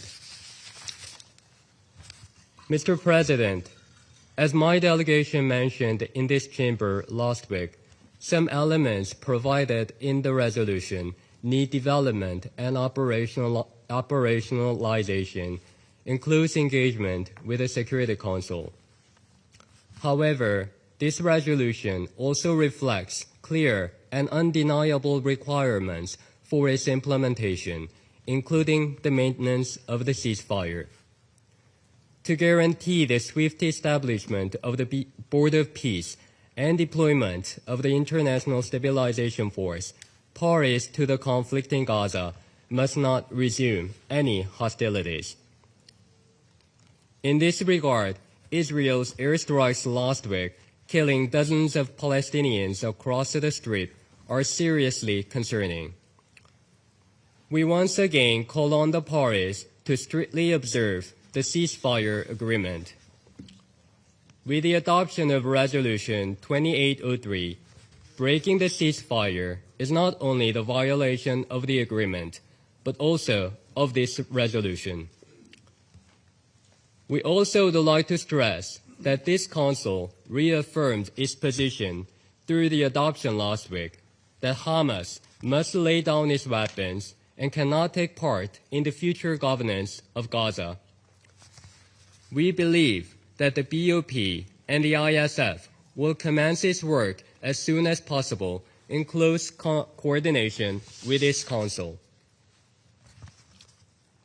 The full resumption of humanitarian aid at scale through the UN system must also be ensured. shelters and tents must be allowed in as winter approaches. We welcome the opening of the Erez West crossing and the continued operation of 19 UN-supported bakeries across Gaza. We also commend, with appreciation, the coordination of humanitarian works through the U.S.-led CMCC. We also support international efforts for the recovery and reconstruction of Gaza, which was totally flattened during the war. Mr. President, while we have hailed the recent developments in Gaza, in the West Bank we remain deeply worried by the deteriorating situation.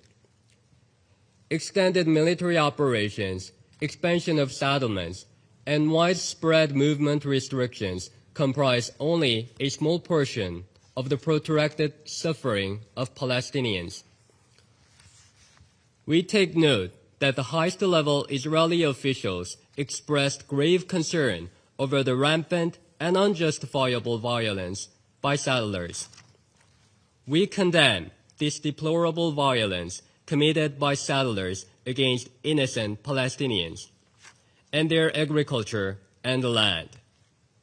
And we call on Israel to take concrete measures to prevent recurrence. Mr. President, when the war in Gaza broke out 2 years ago as a massive military response by Israel to the terrorist attacks by Hamas, many members of this council strongly warned of spillover effects. And unfortunately, we all witnessed the devastating consequences all across the Middle East, including in Lebanon, Syria, and Yemen. As new hope arises in Gaza, we must seize this opportunity to change the course regionally from confrontation to harmony and from one-state reality to the realization of the two-state solution.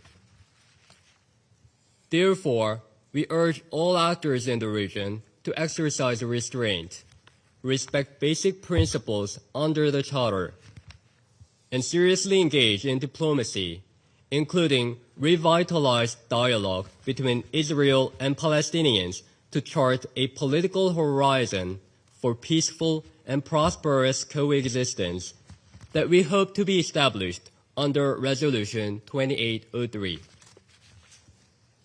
Mr. President, recently President Lee Jae-myung of the Republic of Korea visited Egypt, and in his address at Cairo University, he reaffirmed Korea's commitment to contributing to a peaceful and prosperous future for the region. He highlighted Korea's readiness to advance cooperation with the MENA region under the 5 key pillars of SHINE: stability, harmony, information, network, and education. President Lee also announced a new Korean pledge of $10 million to the Egyptian Red Crescent to help improve humanitarian conditions and provide humanitarian aid to displaced people from Gaza. Here in this chamber, the Republic of Korea solemnly reiterates a strong will to actively contribute to opening a new chapter of peace in the Middle East based on stability and harmony. I thank you, Mr. President. I thank the representative of the Republic of Korea for the statement, and now give the floor to the representative of Greece. President, at the outset, let me thank the Deputy Special Coordinator Ramis Alakbarov for his comprehensive remarks. Today, I wish to highlight the following points. First, the adoption of Resolution 2803, which Greece firmly supported, marks an important milestone in our collective efforts to stop the catastrophe, giving international legitimacy to the bodies and structures that will oversee and coordinate the implementation of the 20-point peace plan, and hinting that sustainable peace is indeed attainable. The resolution also opens the path for reconstruction and development with the involvement of the World Bank and international donors, making it clear that constructive cooperation among all stakeholders is essential. We look forward to its implementation and additional modalities to be unfolded in the coming period.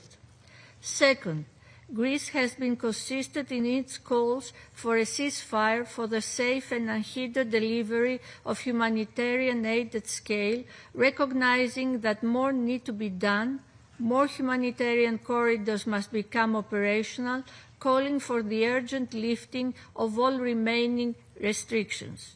To this end, we support the operations of the UN and its agencies and partners in the Strip, and we welcome the ongoing WHO vaccination campaign and the fact that thousands of children under the age of 3 have already been vaccinated. A lot has to be done urgently. The upcoming and adverse weather conditions are adding urgency to the need for shelter, sanitation, and heating, especially for the most vulnerable Palestinians whose shelters remain at least inadequate. The role of UNRWA is indispensable, taking also into account the ICJ's most recent advisory opinion. Greece has consistently contributed and has recently increased its contribution as the agency advances along the implementation of the Colonna recommendations. Third, the situation in the West Bank merits our focus. According to the UN reports, there has been a sharp rise in settler violence, especially in recent weeks, with devastating impact on olive harvesting communities, property destruction and displacement. OCHA has recorded the highest monthly toll of settler attacks in years. We condemn settlement expansion and settler violence, including against Christian communities, and we reiterate our call for the preservation of the status quo and of the holy sites in the old city of Jerusalem. Increased violence, displacement, and fragmentation of the West Bank undermine the foundations of the two-state solution and the prospect of the peace plan. Fourth, Greece reaffirms its steadfast support for a two-state solution. Security Council Resolution 2803 laid the foundation for a path toward Palestinian self-determination and statehood. The two-state solution, as reaffirmed by the international community during the conference co-chaired by France and the Kingdom of Saudi Arabia and by the New York Declaration, lies at the end of our collective path.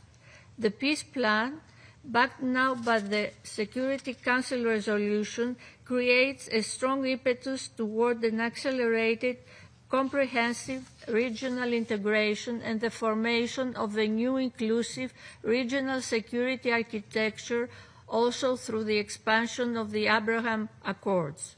In conclusion, President, Greece remains hopeful. The recent ceasefire, although fragile, Security Council Resolution 2803 and diplomatic momentum offer a rare window for stabilization and renewed political engagement. In this context, it is imperative that an empowered and reformed Palestinian Authority should be in a position to exert effective control over Gaza and the West Bank. Greece, alongside its partners, will do its utmost to support the reform process of the Palestinian Authority, for Hamas will have no role of any form in the day after. This Council must remain vigilant, united, and determined to sustain momentum towards a two-state solution, where Israelis and Palestinians can live side by side in peace and security. I thank you. I thank the representative of Greece for the statement, and I'll give the floor to the representative of the United States. Thank you, and thank you to Deputy Special Coordinator Alakbarov for the briefing this morning. Last week was a historic week for the Council and for the region. A peaceful Middle East with a stable Gaza, free from Hamas's grip, is closer than ever with Resolution 2803. This is grounded in President Trump's comprehensive plan to end the conflict in Gaza. Adopted with overwhelming support, Resolution 2803 outlines a pathway to peace, security, and long-term governance in Gaza. Now the international community must move quickly to deny Hamas any chance to reconstitute. I offer my gratitude on behalf of the United States to all of those offering to help the 20-point plan implement the 20-point plan in Gaza, including the International Stabilization Force. We invite member states ready to act through the Board of Peace to step up and pledge personnel, equipment, and funding for the ISF. Stability will require burden sharing, and your support will help make President Trump's vision for peace a reality. The ISF will help create a Gaza free of terrorist rule and safe for aid and investment by protecting civilians. This includes humanitarian operations and coordination to secure humanitarian corridors. Humanitarian assistance has surged since President Trump's peace plan took effect. The United States supports the delivery of humanitarian aid to Gaza with robust safeguards, preventing diversion by Hamas and other groups. Humanitarian assistance will address Gaza's immediate needs, and investment will revive its economy. We welcome commitments from the World Bank and partner countries to invest in Gaza's long-term redevelopment. The United States remains committed to ensuring that the remains of the last 3 hostages held by Hamas, Ron Giveli, Durar Or, and Sudfisik Rinthalik, return home. The United States remains unwavering in its commitment to Israel's security and the demilitarization of Gaza. The recent strikes by the IDF on Hamas targets were in response to Hamas operatives violating the ceasefire. The United States recognizes Israel's legitimate security concerns. Finally, as implementation of the 20-point plan progresses and Palestinians in Gaza are free of Hamas, we look forward to additional partners joining the Abraham Accords to realize prosperity and peace for the region. Thank you. I thank the representative of the United States for the statement. I now give the floor to the representative of Guyana. Thank you, Mr. President. Guyana thanks Deputy Special Coordinator Ramiz Al-Akbarov for the important updates he provided on the situation in the occupied Palestinian territory. Mr. President, Guyana continues to follow closely the developments in Gaza since the agreement reached between Israel and Hamas for a ceasefire and hostage release deal. We stress that the ceasefire must translate to humanitarian access into Gaza at scale, Israel's complete withdrawal from the Gaza Strip, guaranteed protection of Palestinians from violence, the reconstruction of Gaza, and the rebuilding of Palestinian lives and livelihoods. Guyana is, however, concerned that Palestinians' legitimate expectation for relief from hostilities in Gaza and for a surge in humanitarian assistance has not been fully met. Nutrition needs are also still not being fully met. We have noted, for example, OCHA's report that on 22nd November, all 3 UN missions aimed at collecting tents, food, and other aid supplies from Kerem Shalom, as well as the deployment of UN 2720 international monitors to the crossing to verify the uplifting, were denied by the Israeli forces, citing operational consideration. We also noted OCHA's report that an attempt by the UN and partners to reach the non-functional Kamal Adwan Hospital in North Gaza Governorate to plan the resumption of primary health care services was outrightly denied. Further, Israel continues to carry out fatal strikes in Gaza, with a reported 280 Palestinians killed and 672 injured since the ceasefire. This cannot continue to be the trajectory in Gaza if recovery and reconstruction are to be advanced through the implementation of the comprehensive plan to end the Gaza conflict. Israel must genuinely commit to creating the conditions that would facilitate these goals. This involves complying with all resolutions adopted by the General Assembly and the Security Council, including Resolution 2803 adopted last Monday. With the plethora of needs in Gaza, it is critical for Israel to lift all remaining restrictions on the entry of a diversity of humanitarian assistance into Gaza. The recent rains and flooding have further exacerbated those needs, and the UN and its humanitarian partners should be facilitated in their efforts to bring relief to the population. It is also apt to note that Israel's cooperation is essential for the UN to fully implement its winterization plan for the Gaza Strip, particularly for the provision of shelter materials at scale. Mr. President, allow me to reiterate some observations on Security Council Resolution 2803, through which the Council endorsed President Trump's comprehensive plan to end the Gaza conflict. The resolution must be carefully implemented to ensure full compliance with international law and the preservation of the two-state solution. We also continue to advocate the full involvement of Palestinians themselves in decision-making about their future, including the future of Gaza.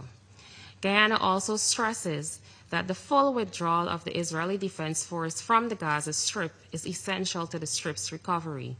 The guaranteed non-expulsion of Palestinians from the area is also key to preserving the two-state solution.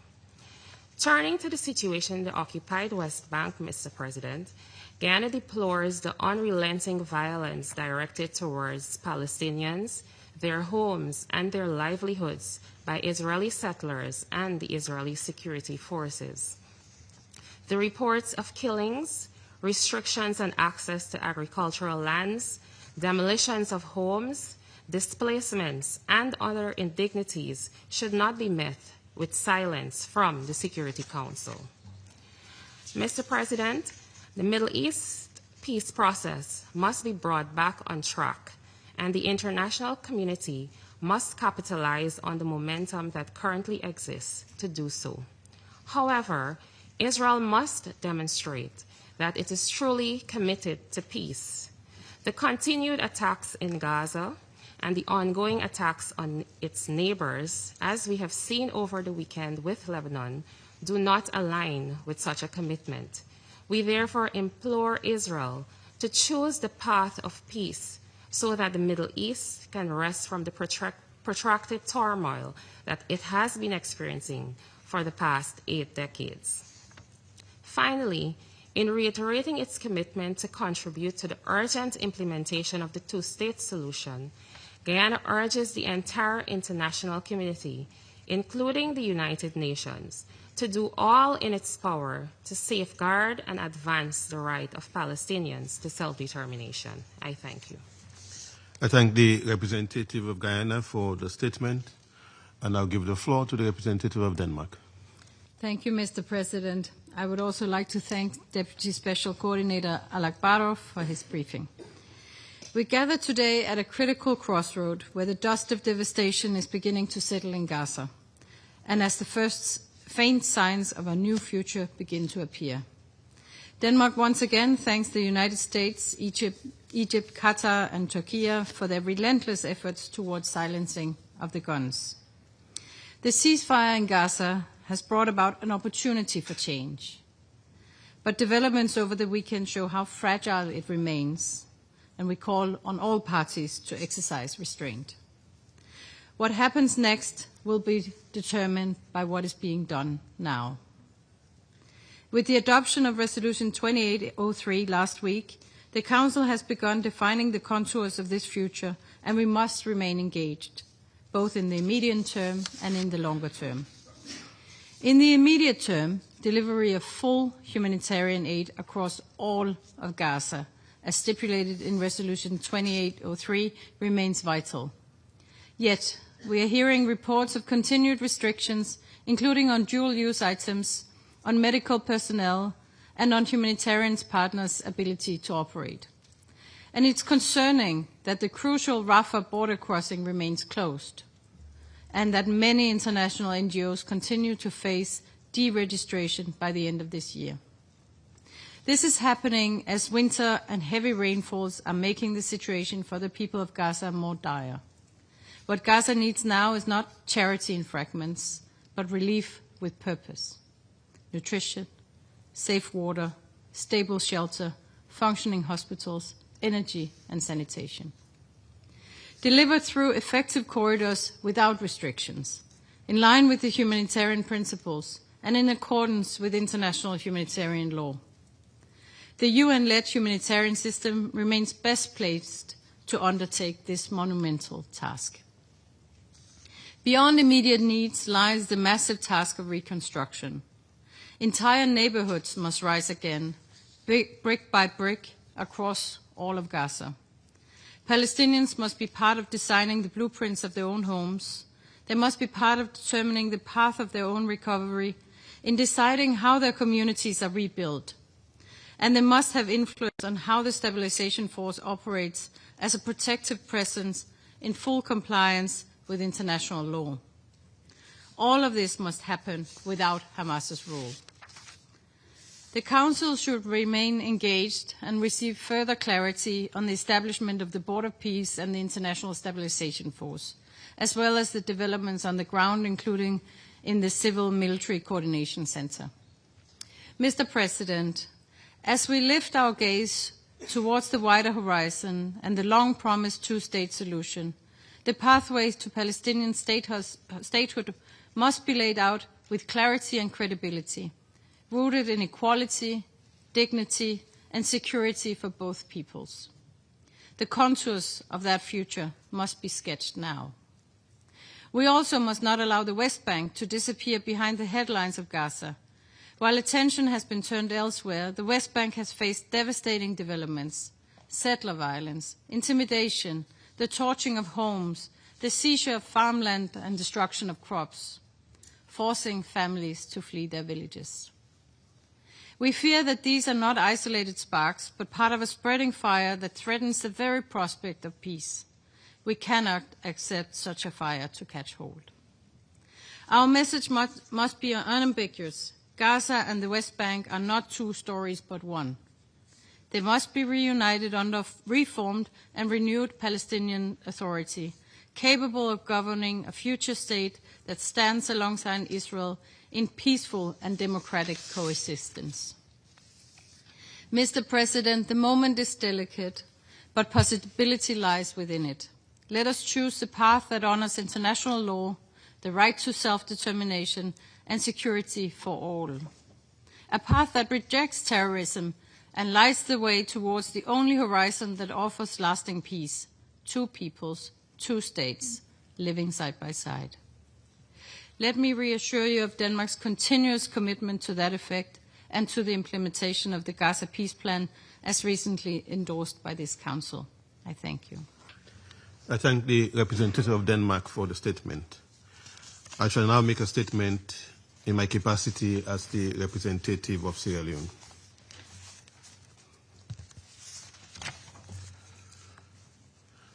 Colleagues, I thank Deputy Special Coordinator for the Middle East Peace Process, Mr. Ramiz Alakbarov, for his important briefing.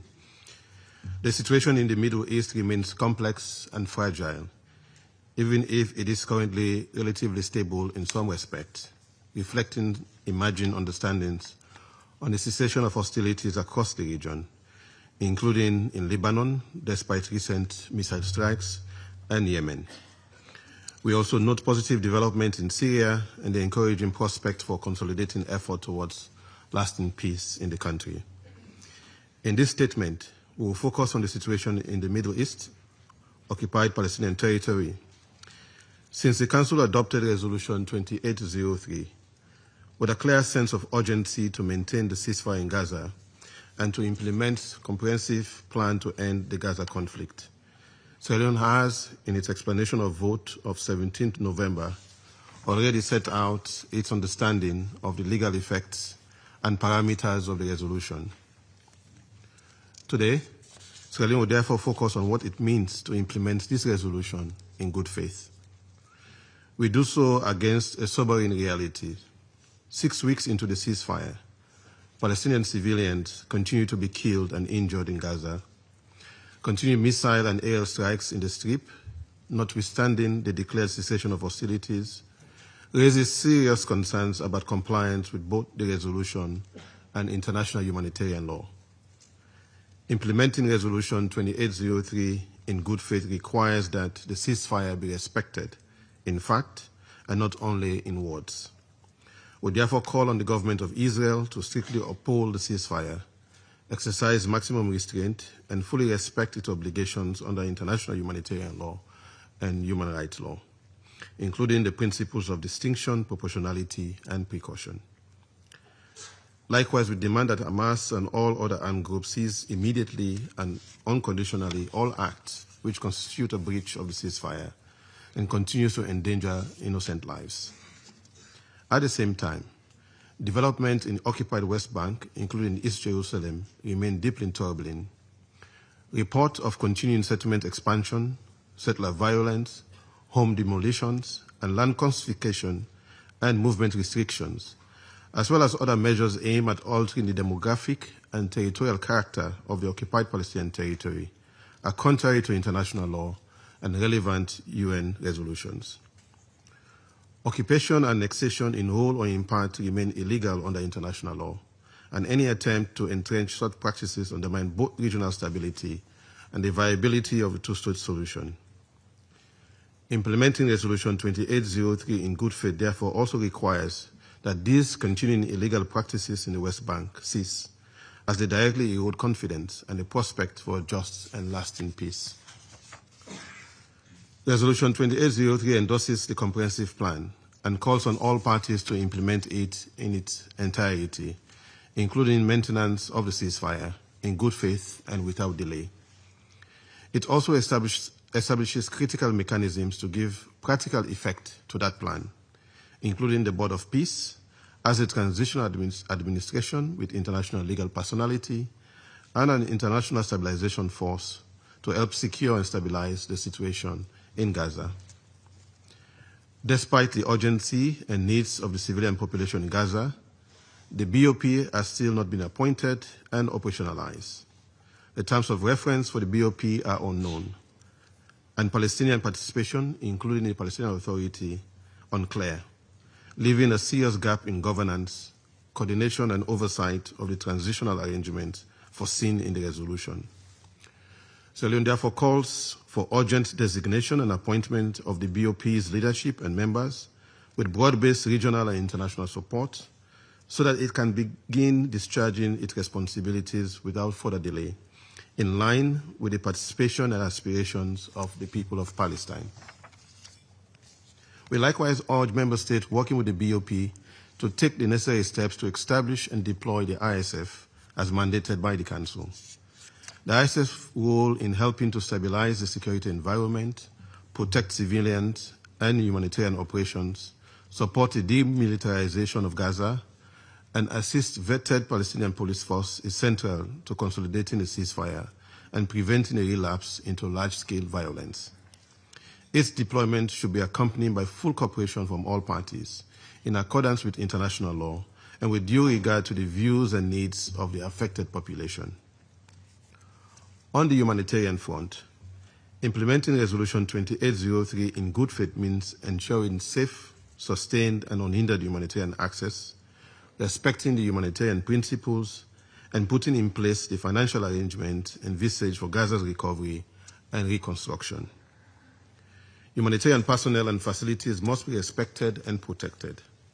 The flow of food, water, medical supplies, shelter, materials, and other essential goods must be facilitated, and assistance must be used solely for peaceful purposes and not diverted. Sierra Leone calls on donors, international financial institutions, and relevant UN entities to step up their support, and on all parties to remove any remaining obstacles to a comprehensive humanitarian response. Colleagues, implementing Resolution 2803 in good faith also carries a clear legal and moral dimension. all parties, state and non-state actors alike, are bound to respect international law, including international humanitarian law, international human rights law, and the Charter of the United Nations. Continued missile strikes in Gaza in the context of a declared ceasefire and the persistence of illegal practices in the West Bank cannot be reconciled with those obligations. Silence or inattention at this juncture will risk normalizing non-compliance and further entrenching impunity. This is not the time to be silent, nor to turn our attention away. Sierra Leone therefore forcefully calls on the State of Israel to halt all actions inconsistent with its obligations under international law, including unlawful use of force in Gaza and illegal settlement-related activities and other coercive practices in the West Bank. Secondly, we demand that Hamas and all other armed groups cease all armed activities, fully respect the ceasefire, and refrain from any conduct that endangers civilians or undermines the prospect for peace. Thirdly, we call on prospective members of the BOP and contributors to the ISF to move swiftly to operationalize these mechanisms and ensure that they function with transparency, accountability, and full respect for international law. So it encourages the wider international community and the United Nations to sustain high-level political engagement, provide the necessary resources, and use all diplomatic tools at their disposal to promote strict compliance with Resolution 2803 and other relevant resolutions. In closing, we must reaffirm that only a just and lasting peace, grounded in international law and realized through a negotiated two-state solution with Israel and Palestine, living side by side in peace and security, can address the root causes of this conflict. Implementing Resolution 2803 in good faith, imperfect as it may be, is a necessary step towards that goal. We owe it to those who have lost their lives, to those who continue to suffer in Gaza and the West Bank, and to future generations to ensure that the commitment under the comprehensive plan are translated into concrete, life-saving action on the ground in support of peace, stability, and security. I thank you. I resume my function as President of the Council. I would like to remind speakers to maintain appropriate standards of tone and content in their remarks and uphold the respect this chamber and the matter under consideration deserves. And I'll give the floor to the permanent observer of the Observer State of Palestine. Mr. President, allow me at the outset to thank you for convening this meeting and to commend your presidency for highlighting defense of international law. Allow me also to thank Deputy Special Coordinator, Mr. Ramiz Al-Akbarov, for his briefing and appeals and for his efforts, and through him to thank the UN, its Secretary General, its agencies, including UNRWA, and most importantly, its staff on the ground who have faced death, suffering, and starvation as they attempted to save lives throughout the last 2 years. There is no substitute to the role of the United Nations and its agencies when it comes to humanitarian aid, education, and health, a role needed today more than ever. Mr. President, Palestinians in Gaza waited desperately for the horrific war against them to end. And they welcomed more than anyone around the world the announcement of the ceasefire agreement. But Palestinians are still being killed and maimed, with aid restricted and reconstruction delayed. Palestinians want all of this to end. And they don't want to lose half of Gaza in the process. The ceasefire must be upheld and respected in full. Nothing can justify that 1,000 Palestinians have been killed or injured since the onset of the ceasefire. Nothing can justify that since the start of the ceasefire every single day, 2 Palestinian children are killed by Israel. And while recognizing that situation is, of course, not comparable to what it was before the ceasefire, it is essential to remember that the loss of a child for a family is earth-shattering, especially when you thought that they had survived the war and they could now be safe. We should never forget we are talking of the survivors of a genocide that are still having to escape death and suffering every single day while being prevented from rebuilding any part of their life.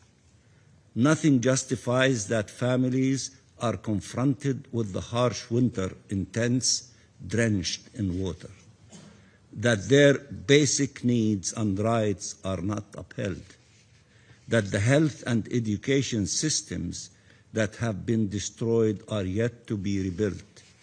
Nothing justifies that communities continue to be forcibly displaced. At every juncture, the U.S. administration has to intervene, often at the highest level, to prevent the ceasefire agreement from collapsing altogether. The mediators, the U.S., Egypt, Qatar, and Turkey, whose efforts are highly appreciated, instead of being able to focus on the day after, have every day to deal with the one crisis after another. It is a deliberate attempt to prevent us all from moving forward towards life, towards liberty, towards peace. And yet, our people in Gaza show the world every day how determined they are to restore life in Gaza. Even before they could have a home to keep them warm and safe, the first thought of our people in Gaza was to get their children to resume their education, despite the impossible circumstances. In this connection, we salute UNRWA for having about 100,000 kids receiving education by the end of this month. They are trying to restore in the midst of ruins and in the most inhumane circumstances some form of normalcy. Mr. President, Palestine together with the region and the world welcomed the Trump plan as a means to end the war. It did so fully aware of Israelis' intentions. Israel seeks the collapse of the ceasefire as it continues to pursue the 3 things that President Trump's plan denied it: forced displacement, occupation, annexation. It is trying to achieve this aim by stalling the entry of humanitarian aid, by resuming its attacks, and most importantly, by trying to entrench the yellow line or even to advance beyond it. Everywhere in the region, the same policy: land grab disguised under security pretext. In Palestine, in Lebanon, in Syria, Israel knows security would be best achieved by just and lasting peace, but continues to fuel perpetual war. Everywhere it is undermining the efforts to cease fire and achieve peace. It is in this context that the Security Council adopted Resolution 2803, which owed a lot more to this complicated reality and to the efforts to consolidate the ceasefire and to move to phase 2 than to the realization of the rights of the Palestinian people or the achievement of peace at this juncture. And yet, the resolution simply referring to Palestinian self-determination and statehood drove the Israeli government crazy. Netanyahu felt compelled to come out publicly to say no Palestinian state under any circumstances, followed by a renewed call by the Israeli Prime Minister for the displacement of our people from Gaza. Gaza is Palestinian, and in fact, this is an understatement. Gaza is the bleeding heart of Palestine, like Jerusalem is its beating heart. There is no Palestine without Gaza. And the future of Gaza will be determined by Palestinians, and it is one in which there will be no occupation, no blockade, no annexation, no forced displacement. Our right to self-determination is enshrined in the UN Charter, and before that, our right to freedom is enshrined in natural law.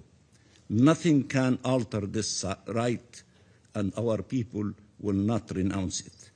And Gaza and the West Bank, including East Jerusalem, are one Palestinian territory confronted with the same policies, even though at different scales.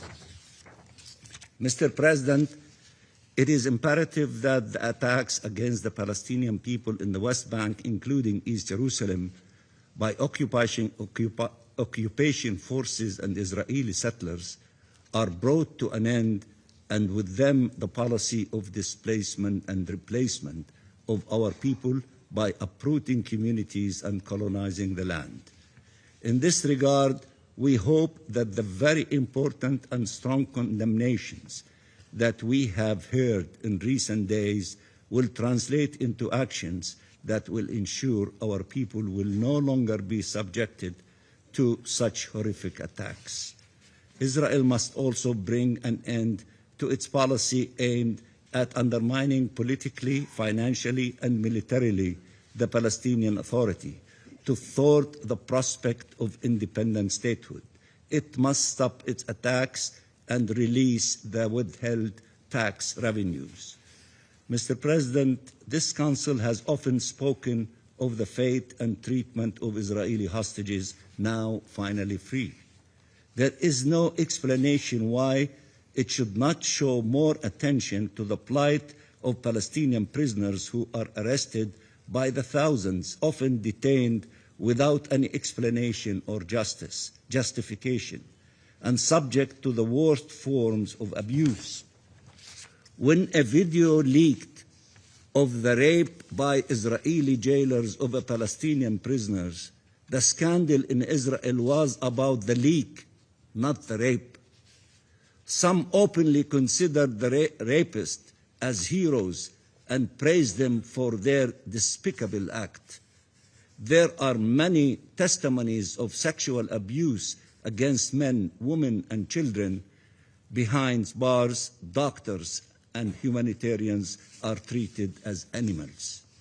100 Palestinian prisoners have died in Israeli custody in the last 2 years, either killed or left to die through medical neglect and starvation in very harsh conditions.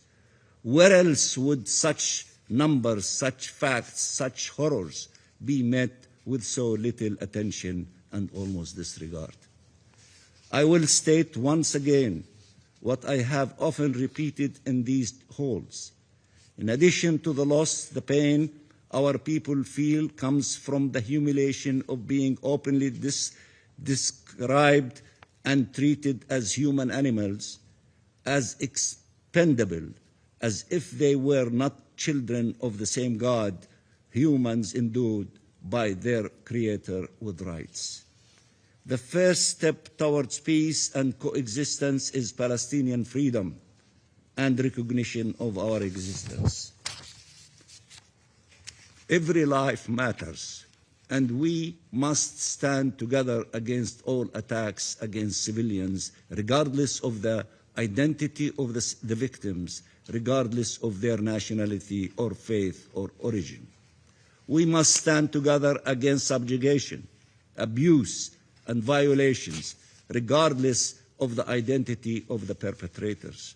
We must stand against a reality and discourse that breeds hatred. We must stand in defense of all children, of life, of humanity, of human dignity, of shared humanity. We must act for peace, and Palestine will observe its obligations and honor its commitments and must be empowered to do so. But peace must be a shared objective to become a common reality. We will continue to work with the U.S. administration, Saudi Arabia, and other regional and international partners to chart this irreversible and credible pathway towards freedom, independence, and peace. Mr. President, it is time to choose peace, a peace that comes through the fulfillment of Palestinian rights, not their continued denial, a peace that comes from mutual recognition, not negation, from accepting that we belong, all of us, to humanity, and that as such, our rights and our dignity must be respected.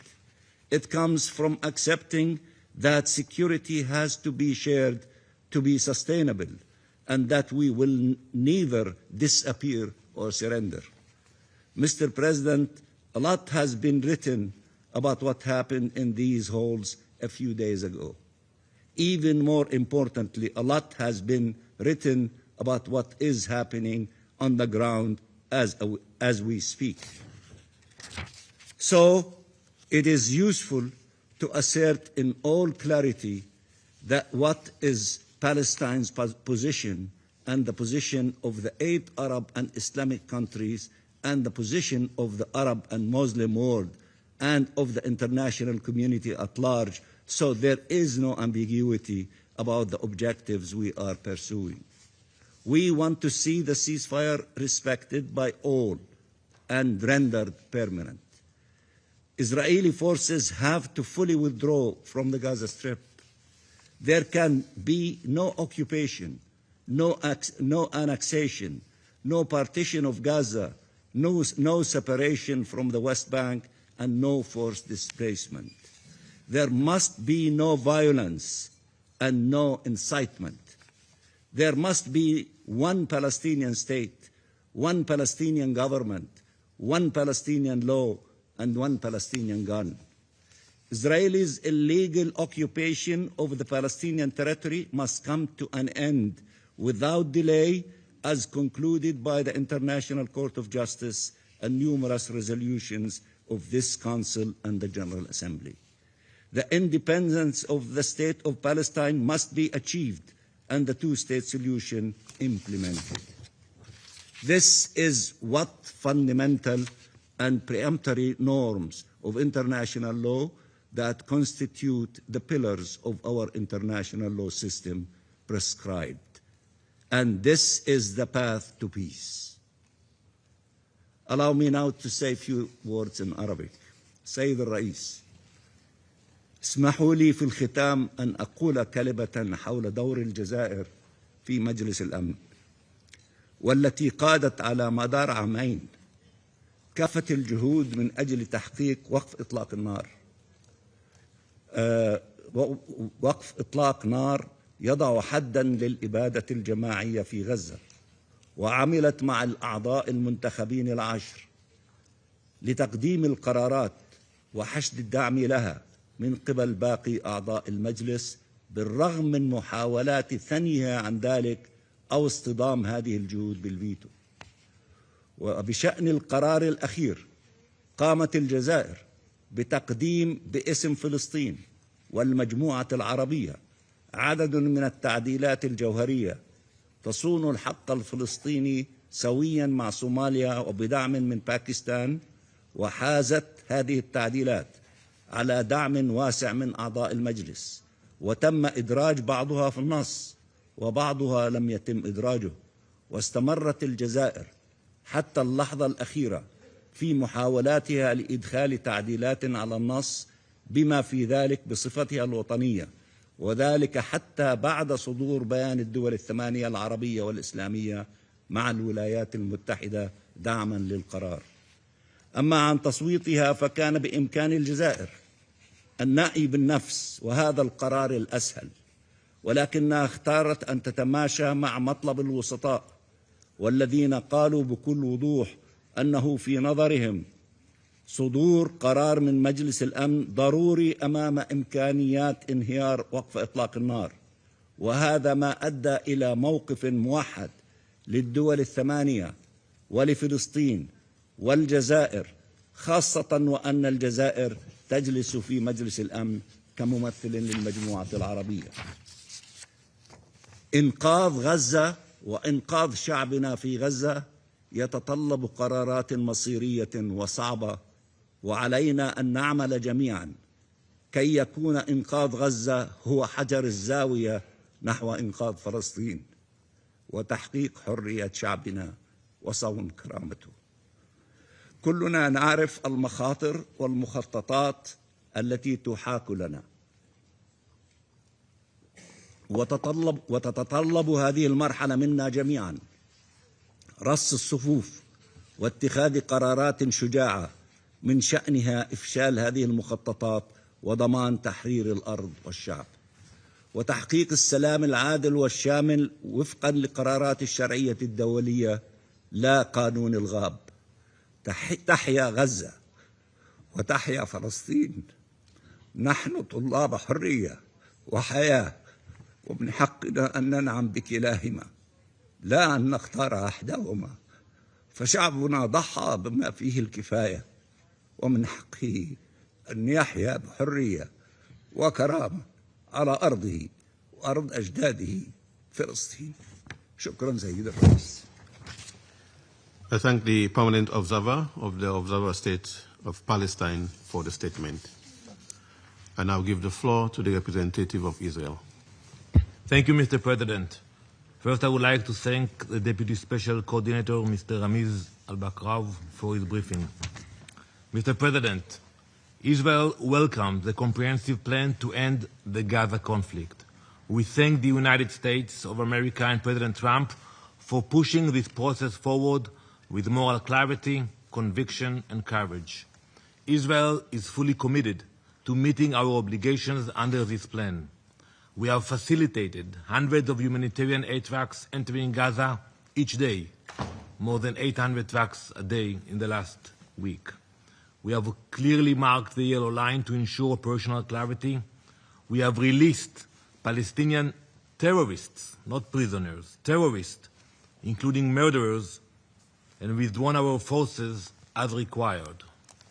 We are working in close coordination with international partners.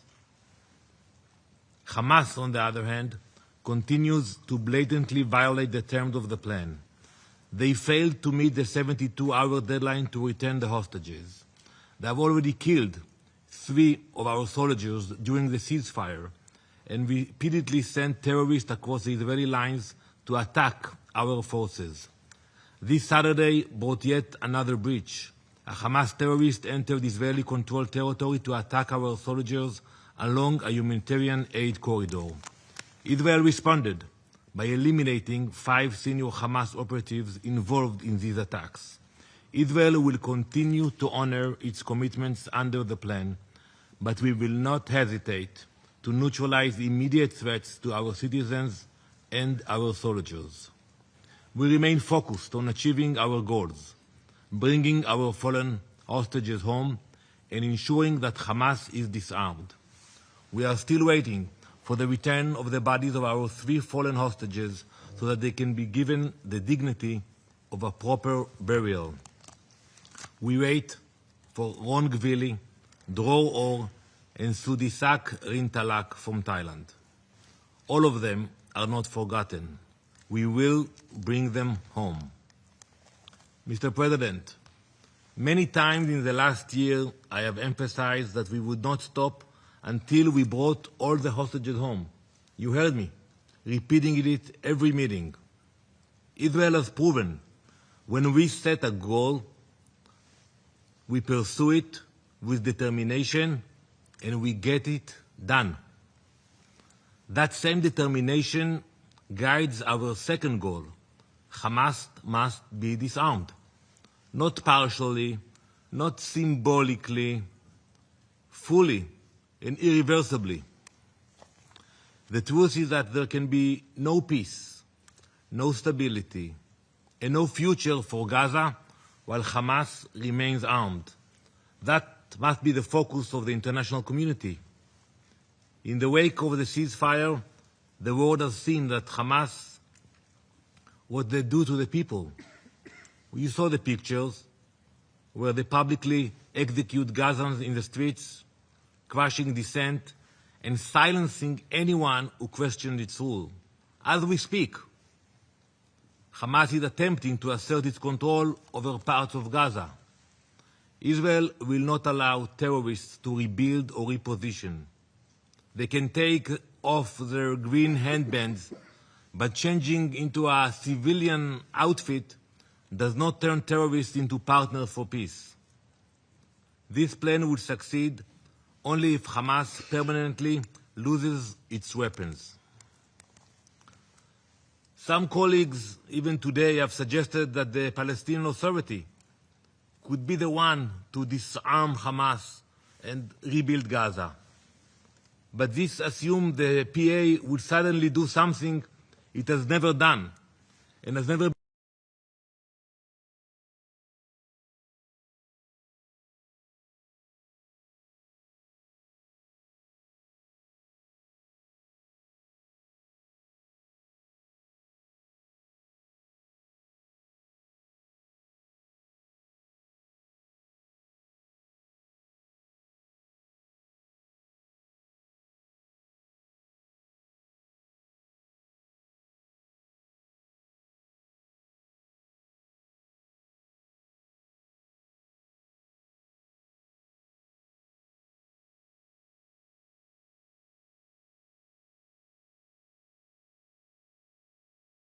has proven incapable of confronting radicals. Terror groups operate openly. Iranian weapons slip into Judea and Samaria unchecked. Extremists grow stronger because no one stops them.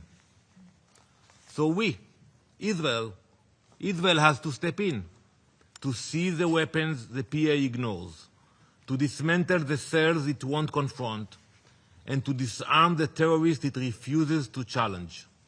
Last month, for the third time this year, Israel intercepted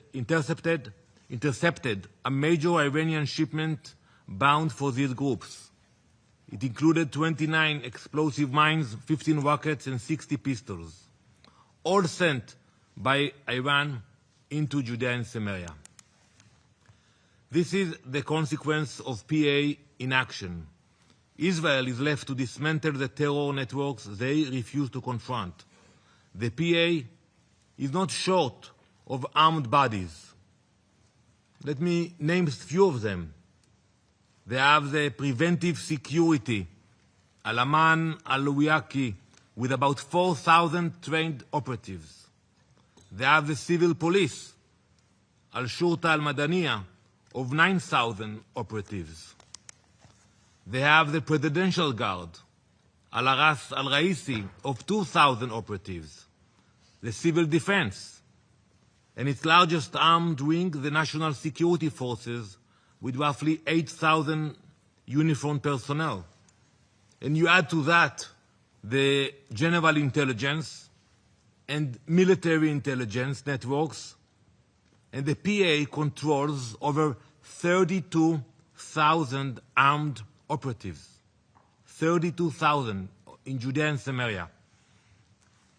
The PA has the manpower, the equipment, the resources to fight these terrorists. You should ask them why they do not mobilize those forces. Send the troops from Ramallah to stop the violence, confiscate weapons, and confront these terrorists. Moreover, the Palestinian Authority is not only failing to stop terror, it is incentivizing it. The clearest example is the PA's pay-for-slay policy. And I want to remind my colleagues of what we exposed last month when we met. The PA is still paying terrorists, but now it's under different packaging. In February, President Abbas told the world he was reforming the system because many of the countries here, you told him we will not give you any more money if you will not stop with the pay to slay. So he said very nice in English that he would reform the system. He scrapped the old law and replaced it with a shiny new plan, and it's called now social criteria. That was the English language version. But a few weeks later in Arabic, Abbas said something very different. At a gathering of the Fatah in Ramallah, he said, and I quote, "I told you once and I stand by my word, even if we have only one penny left, it is for the prisoners and the martyrs." I think he used that quote also at the UN. This is double language at its worst, Mr. President. What is more is that the new system didn't shrink the program of pay to slay. It expanded it. More than 2,000 households suddenly became newly eligible. And let's be honest, that is not welfare. That is putting terrorists on a payroll. For example, a terrorist who murdered innocent civilians and was convicted for 10 years in prison, he will get every month $1,800 directly to his family account. And when he gets to jail, he will get a special bonus, a lump sum of $4,500. You know, in Ramallah, it's a lot of money. A benefits package most law-abiding young people in Ramallah can only dream of, that all of a sudden the family will get a monthly stipend, almost $2,000. They don't need to work. They don't need to worry. And you look at the budget of the PA, and we heard a few concerns from distinguished colleagues about the budget of the PA. It tells the rest of the story. In 2024, the PA paid $144 million in these stipends, salaries to terrorists. In 2025, they have already committed $214 million, and the year is not over yet. The PA, unfortunately, has not ended pay for slay. It has grown pay for slay. Abbas has now dismissed his finance minister in an attempt to blame one person for a system he himself protects. But we are not fooled. They can replace a minister, but they cannot replace the facts. You cannot fight terror. You cannot disarm terror while you pay for it. Mr. Mansour, it is time to end pay for slay now, once and for all. Mr. President, this week we mark 78 years since the UN proposed the partition plan of 29 November 1947. The proposal divided the land between Jews and Arabs so both could live side by side. Israel accepted it. We said yes. The local Arab leadership rejected it and instead declared war on Israel 78 years ago. That choice became a pattern. Whenever a real opportunity for peace appeared, we moved forward, but the Palestinian leadership stepped back. In the Oslo years, Israel recognized the Palestinian leadership and negotiated directly with them. At Camp David and Taba, Israel entered serious talks. In 2008, Israel tabled a detailed plan on all issues. Each was an opportunity for peace, and each was missed. Mr. President, a leadership that refuses to disarm terrorists and continues to reward them is not building peace. Today, almost 78 years after the General Assembly's vote of 29 November 1947, Hamas and other terrorist groups are trying to set the tone and dominate the region. Israel will not let that happen. We will safeguard our security and move forward with reliable and moderate partners. Thank you, Mr. President. I thank the representative of Israel for the statement. There are no more names inscribed on the list of speakers. The meeting is adjourned.